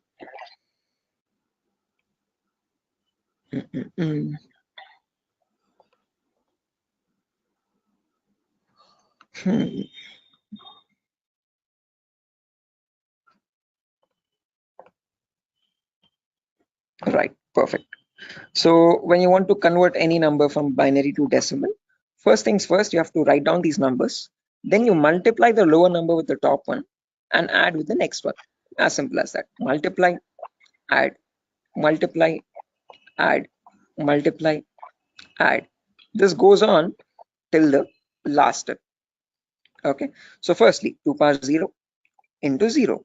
Anything into 0 is 0 itself. So I've written 0 over here. Then 2 power 1 into 1. That is 2 power 1 is 2. As you can see, I've written the value over here. Into 1 is the value itself, 2. 2 power 2 is 4. 4 into 0 again, we have 0. 2 power 3 is 8. 8 into 1, 8 again. 2 power 4 into 0, 0. 2 power 5 into 1, 32. 2 power 6 into 0, 0. And 2 power 7 into 1, that's 128. Now when I add all this up, 128 plus 32 plus 8 plus 2, that becomes 170. So when we humans read the number 170, the computer does not understand it like 170. It understands it like 10101010, something like on signal, off signal, on signal, off signal, on signal, off signal, on, off, like that 4 times. Okay. So is this clear, guys? Any questions or doubts up to this part? Like how we have converted this binary number to a decimal number? How we know that 170 is equal to 10101010? Any questions for anyone? Again, guys, if you have any questions or doubts, please feel free to raise your hand or let me know. You can interrupt me at any certain point. Okay, no issues at all. If you want me to repeat a concept also, please do let me know. I will repeat it as many times as you want. Okay. So guys, any questions up to this part? How we have converted this binary number to a decimal number? Shiva, Sujata, Bharati, Tripti, Vidyadhar. Who else is there? Hello. Biswajit, Chaudhary, Prasad. Hello. Yeah, Biswajit. Sir, you spoke about binary to decimal conversion. Sorry, decimal to binary conversion. Am I right? No, binary to decimal. I've converted Binary. this number 10101010 to So decimal number 170. all the numbers was converted into binary as a decimal. All the binary number is converted into decimal 170. Right. This specific number 10101010. Okay. How did we do that? We wrote down these numbers 2 power 0 all the way up to 2 power 7. Multiply the lower number with the top one and add with the next one. Multiply and add, multiply and add, multiply and add. And that's how I got the final result as 170. So this 170 in binary is equal to 10101010. Right. Is this clear, Biswajit? Yes, I am clear. I know and I clear. Perfect. If everyone has understood this, guys, I have another number over here, as you can see, 01011010. Can everyone convert this value and give me the answer for that? Take your time. You have the table over here as well. Okay. And as I've mentioned, you need to multiply the lower number with the top one. And just go with the next. Multiply and add, multiply and add. Okay. Take your time, guys, and let me know.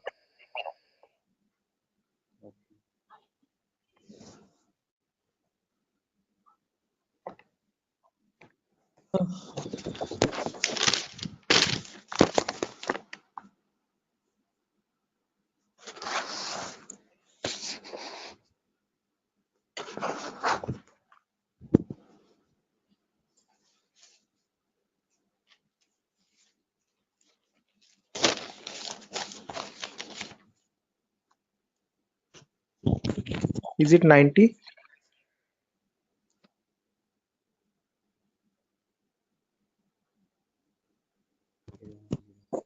Is it 90? Correct answer, guys. 90 is the correct answer. Anyone else? Sir, are you going to provide us this text file also, or like we have to take notes means No, handwritten notes? definitely.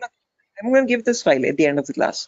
I'll take down all your email addresses, and on your email, I'll send this document directly. You don't need to take any separate notes, guys. I'm gonna send this document file.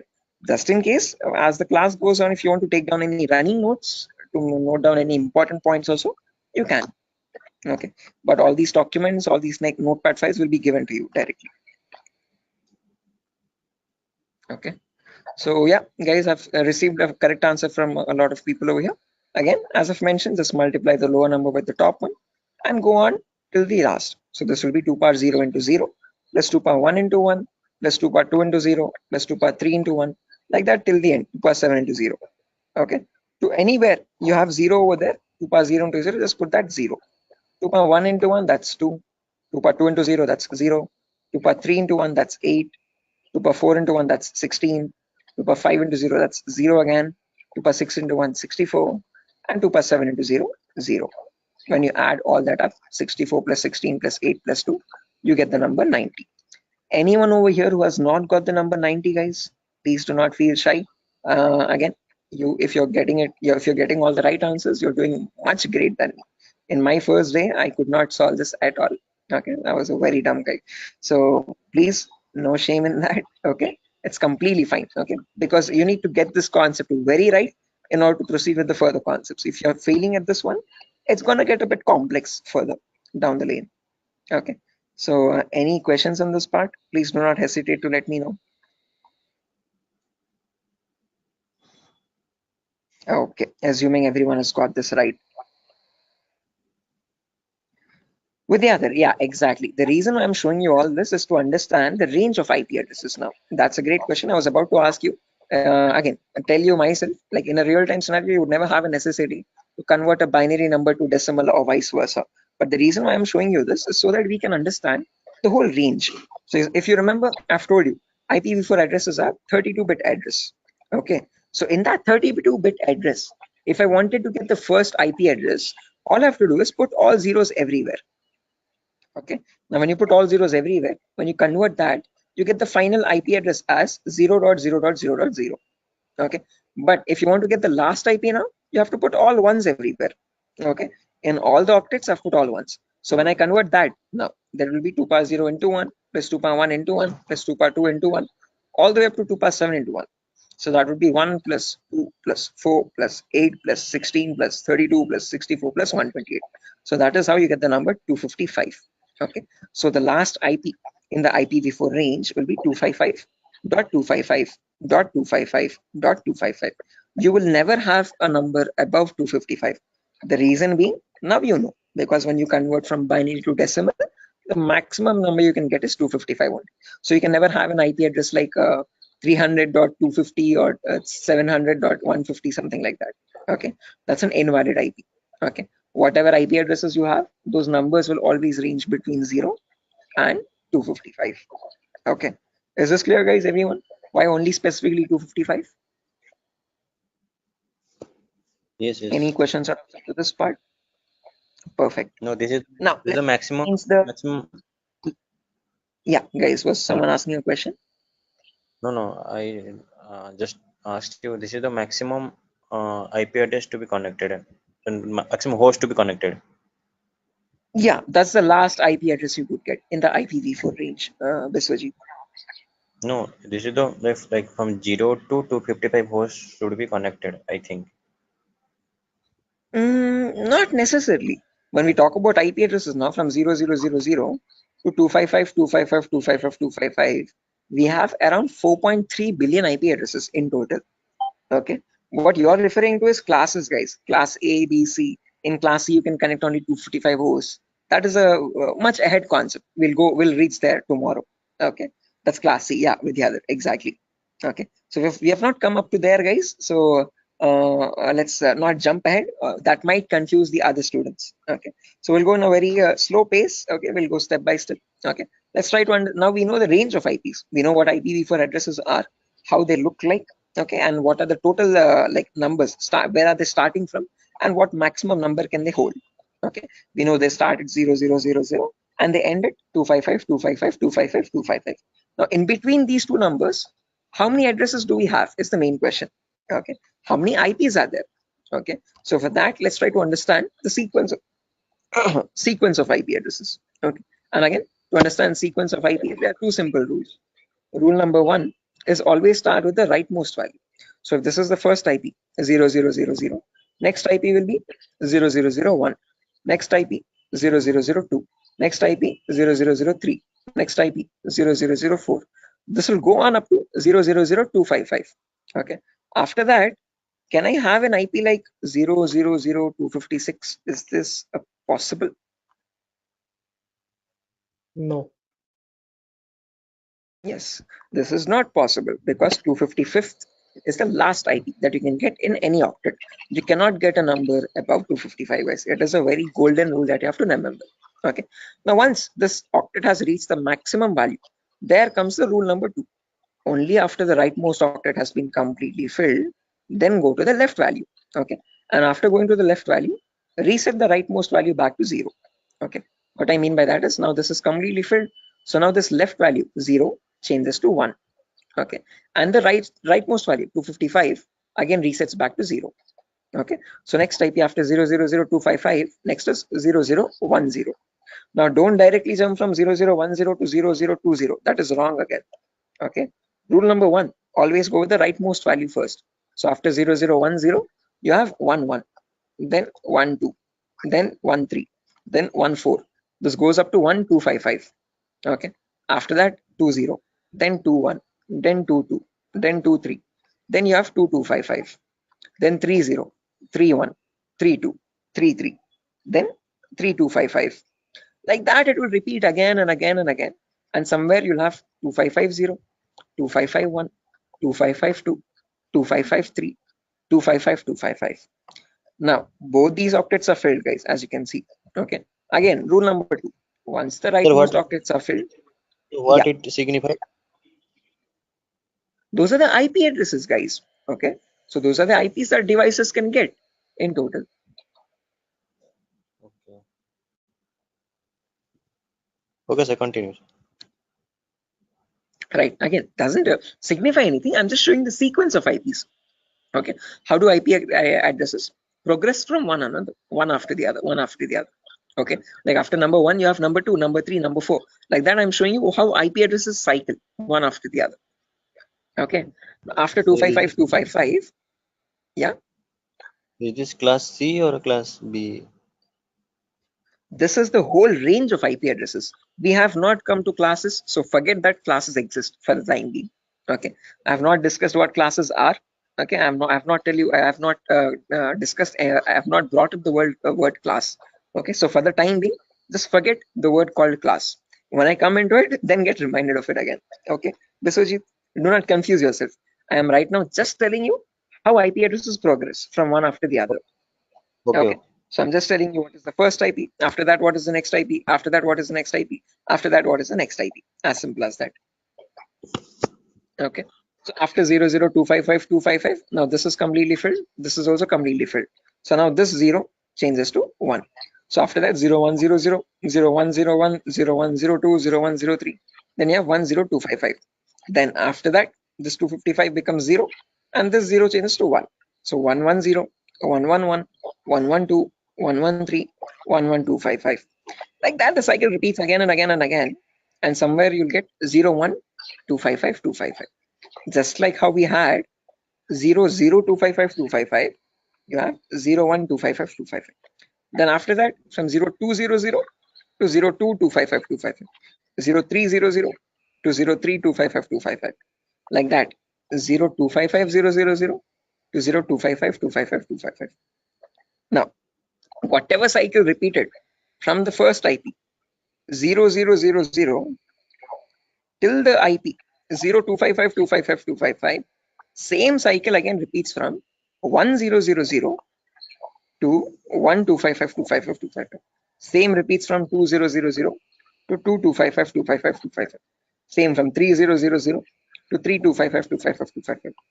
Finally, from 255 0 0 0 to the last type 255 255 255 255. Okay, so all I'm showing you is the progression of IPs. How do IPs change from one after the other? What is the consecutiveness of IPs? Okay, so if you wanted to get the total number of IP addresses, you from 0000 till 255 255 255 255, it would be 255 to the power 4, because each cycle is repeating 255 times. So the total number of IP addresses would be 4.3 billion IPs. Okay, which is the number equal to 255 to the power 4. So with the other, yeah, the correct number of IP addresses would be 255 to the power 4. Hello, is that clear? Yes, sir. I understood something. Yeah. Okay, guys. Until this point, any questions, guys, for anyone? Again, do not get confused, guys. This is just to show you the sequence of IP addresses. In a real-time scenario, you would not need that anywhere. I'm just going very theoretically to get you familiar with the foundational concepts, like how IP addresses are built, how do they look like, what is the sequence of IP addresses, and so on. Going very basic. Okay. Sir, So, you told. Hello. yeah, Biswajit. Sir, you told that 4.3 billion IP addresses. That means, sir, I did not get it actually. That, yeah, again, how many IP addresses are there, Biswajit? If you remember, each octet is cycling 255 times. Okay, so this first octet, rightmost one, is going from 0 to 255. Okay, after that from 10 to 1255, again 255 times. So like that, each octet is cycling 255 times. So there are 4 octets now. So 4 octets in the sense 255 into 255 into 255 into 255. Basic permutations and combinations. Okay, and when you calculate that 255 to the power 4, you get the number 4.3 billion. Okay, so that is how we got that number. Is that clear, guys? Okay. Hello? Yes, sir. Yes, sir. I understood. Right. Perfect, guys. Now, my question to you guys is, in today's world, in the era of 2022, are 4.3 billion IPs sufficient? No. No, sir. No, sir. Definitely. Right, correct. Because the population itself is around 8 billion people, right? Close to 8 billion or 8.5 billion. 4.3 billion IPs are nowhere sufficient at all. Okay. Again, each person might use multiple devices in the network also. Okay. So that is why, to come up as a solution, they made these IPs into 2 different parts. Okay. Solution number 1 was they divided these IPv4 addresses into, again, 2 categories. One, something is known as public IPs, and there's another category called private IPs. Okay. This categorization, okay, or division of IPv4 into public and private IPs is known as NATing, network address translation. Okay, when they knew that this solution is also not working out, this might also still cause the IPs to go extinct, then they came up with another set of IP addresses known as the IPv6 address, guys. Okay, so not just IPv4, there's another version as well called IPv6 address, and these are 128-bit addresses. What we are seeing until now is just a 32-bit address. 128 in the sense 4 times the size, bit length size of IPv4. Okay, but in that you have trillions and trillions of IPs. Okay, not billions, but trillions. Okay, so we'll discuss IPv6 on a later date. Okay, but in today's class, we'll end it with public and private IPs. So let's try to understand what these public IPs are and private IPs are. Okay, so public IPs are the IPs given to you by your internet service provider. So in our home, we might have different broadband connections. You could be using Act FiberNet or Airtel or Tata Docomo or BSNL. All these people are providing you the service of internet. Hence, they are known as ISP, internet service providers. Okay, they give you access to the internet by giving you a public IP. Okay, so to your home, you might have a router. Okay, that router might be getting a wire from the outside. Okay, that outside wire, that cable is nothing but giving you the public IP. Okay, so if you want to check your public IP, you could just go to the browser, and in the browser, you could just search, what is my IP? What is my IP? And from that, you get an IP address over here. If I click on the first link in the browser, you can see I'm getting my FiberNet from Act Fiber Beam. My location is Pedawalter, Andhra Pradesh, Vishakhapatnam. Okay, so this is my public IP. This is the IP I'm using from my ISP to access the internet or to take this Zoom session. Okay, locally in my network, now I have multiple devices. I have my phone, I have my laptop, I have my smart TV, I have my smartwatch, and so on. So these devices internally or locally also need IP addresses.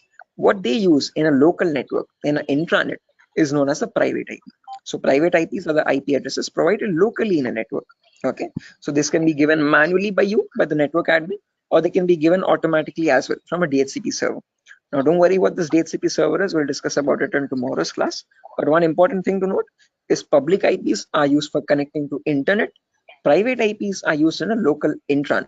Intra is nothing but a local network, a small indigenous your house network or home network. Okay.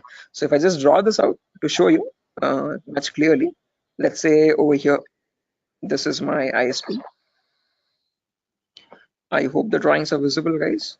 This could be my ISP, internet service provider. Okay, and I have my house over here in Vishakhapatnam somewhere.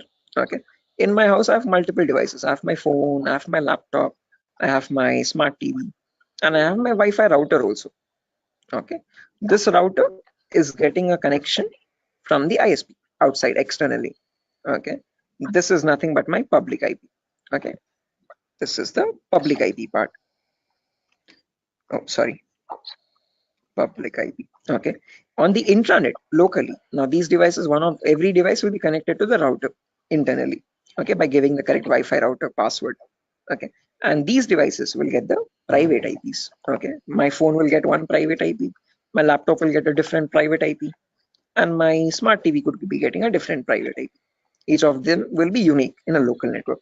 Okay, so this is where public IPs come into play, and this is where private IPs are used in a local network. Is this clear, guys? Any questions up to this part theoretically? Hello? Public ISP, private. Okay, sir. Any questions, guys? Sir, actually, internet, just Yeah, internet is what you connect to the World Wide Web. Okay, whenever you're opening up your browser and connecting to any public website, okay, that public website is nothing but the internet facing site. Okay, your google.com or your yahoo.com, youtube.com, all these are public addresses. Okay, private IPs are the local IPs. So your inside home network is a private IP network, and that private network is known as the intranet. Okay, and this is the intranet, INTRANET. Okay, intra is nothing but local network, and this is the internet. Okay, is this clear, guys? Sir, Any I questions have or a doubts up to this? question. Yes, please go ahead, guys. Sir, why they have been given private IPs? Like they are also connected with internet somewhere around. Okay. So, like, why they have been given private IPs? They should be public, right? Which ones? I didn't get your point. Who's Like asking the question, guys? the devices which are in the home, they are in private IP, right? So somewhere Yeah. around they are also in connection with the ISP. So they should be Okay. public, you know. They should also be public. Yeah. So good question, Tripti, I guess. So whenever now let's notice over here. Let's say I have one phone over here and I have my laptop over here. Okay. let's say my brother's using my phone at the moment. Or let's say this is my phone. I'm browsing Facebook from my phone. My brother is using his laptop and he's also browsing Facebook. Okay. Now each of them, when they want to connect to the internet, okay, they will use the public IP. One, let's say this public IP is something like let me draw this out. Yeah, annotate. Let's say over here, my public IP is something like 1.2.3.4. Okay. Now, whenever we want to connect to facebook.com, we will use our public IP that we are getting from our ISP 1234. And using that IP, we will go and contact Facebook. And from Facebook, we will load our pages, internet or our Facebook feed or whatever it is. Okay. Now, let's say I am also browsing Facebook. My brother is also browsing Facebook from the same public IP. Now, how does Facebook know how to send my data to my phone exactly and my brother's data to the laptop or computer he is using?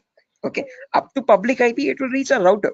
But from the router, how does the router know which is the device which is holding my phone and which is the device which is holding my brother's laptop?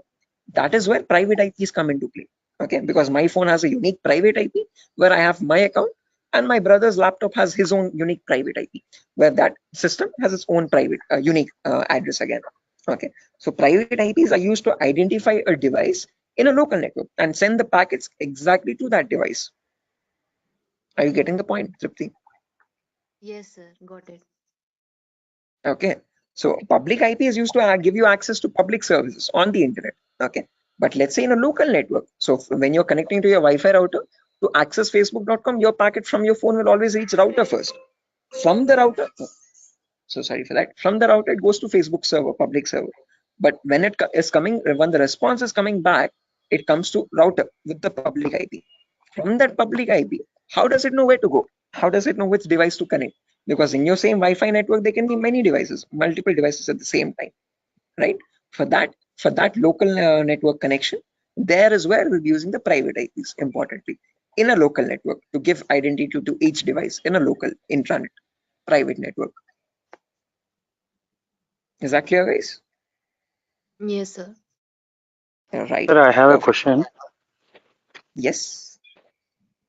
Sir, can we change a private IP address by ourselves?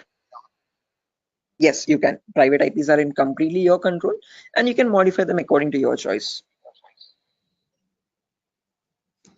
There was another question in the chat. But why you free subnetting?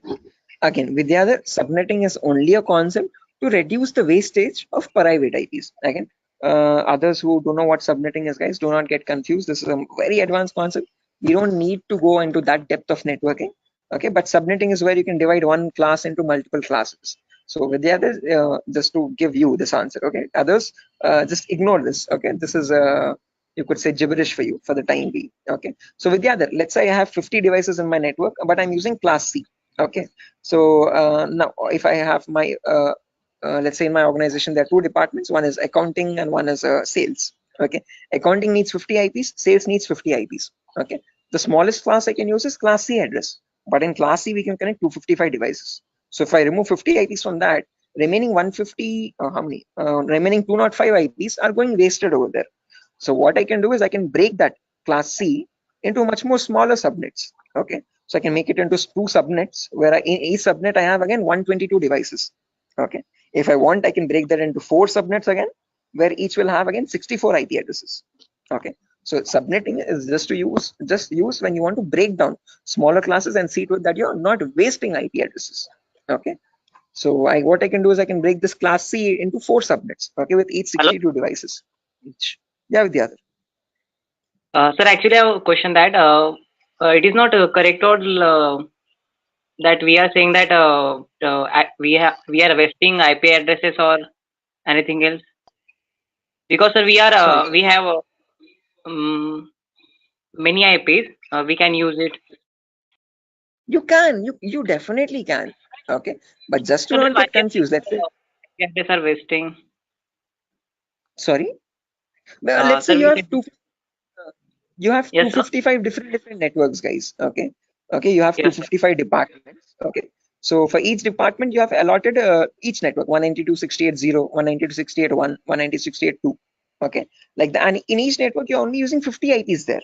Okay, Now let's say you wanted another department, 256th department there. Okay. Now can you use any of the previous networks?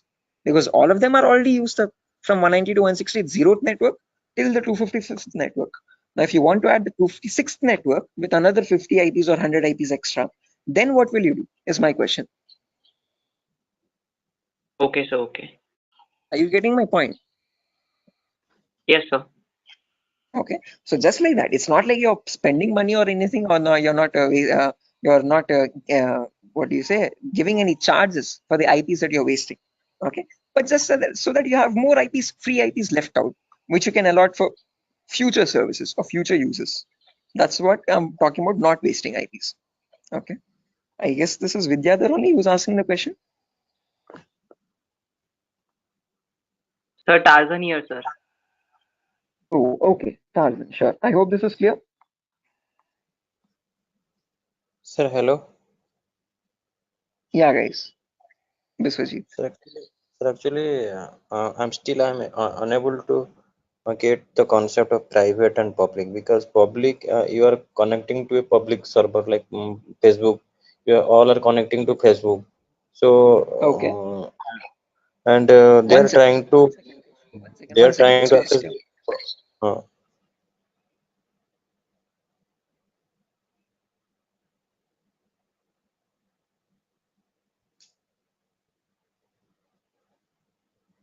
Stay on hold. Just give me 1 minute, guys. I'm so sorry for that. Biswajit, just give me a minute.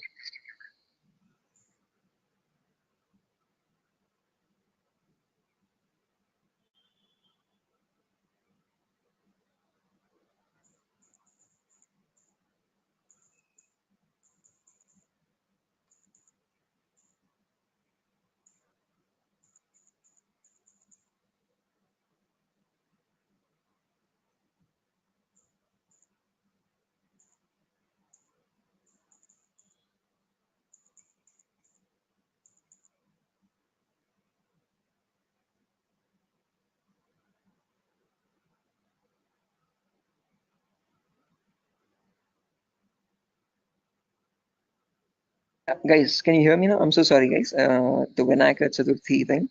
But anyways, yeah, Biswajit, to come back to your point again, as I've mentioned, just remember one key point to note is that public IPs are used to access the internet. So when you want to connect to google.com from your laptop, okay, your laptop needs to get a public IP for that. Okay, that public IP is provided to you by your ISP, Internet Service Provider. As simple as that. Private IPs are used for a local communication. Okay, so let's say you want to share files from your laptop to your phone, okay, or from your phone to another phone in the local. okay, understood. So yeah, now when we come to private IPs, guys, again, I guess I was muted over there. As I've mentioned, if you have multiple devices in a local network, now if you want to share files or anything from one device to the other device, if you want to share files from your phone to your laptop, or from your laptop to another phone or so, Like, okay, you don't need public IP, you just need private IPs over there. look, I understood. So means like there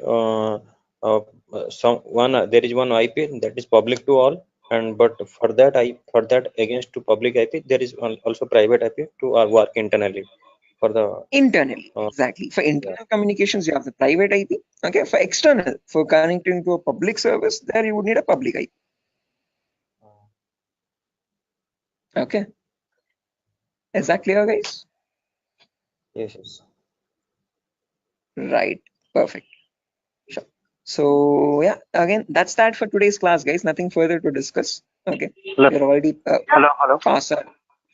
Yeah, Prasad.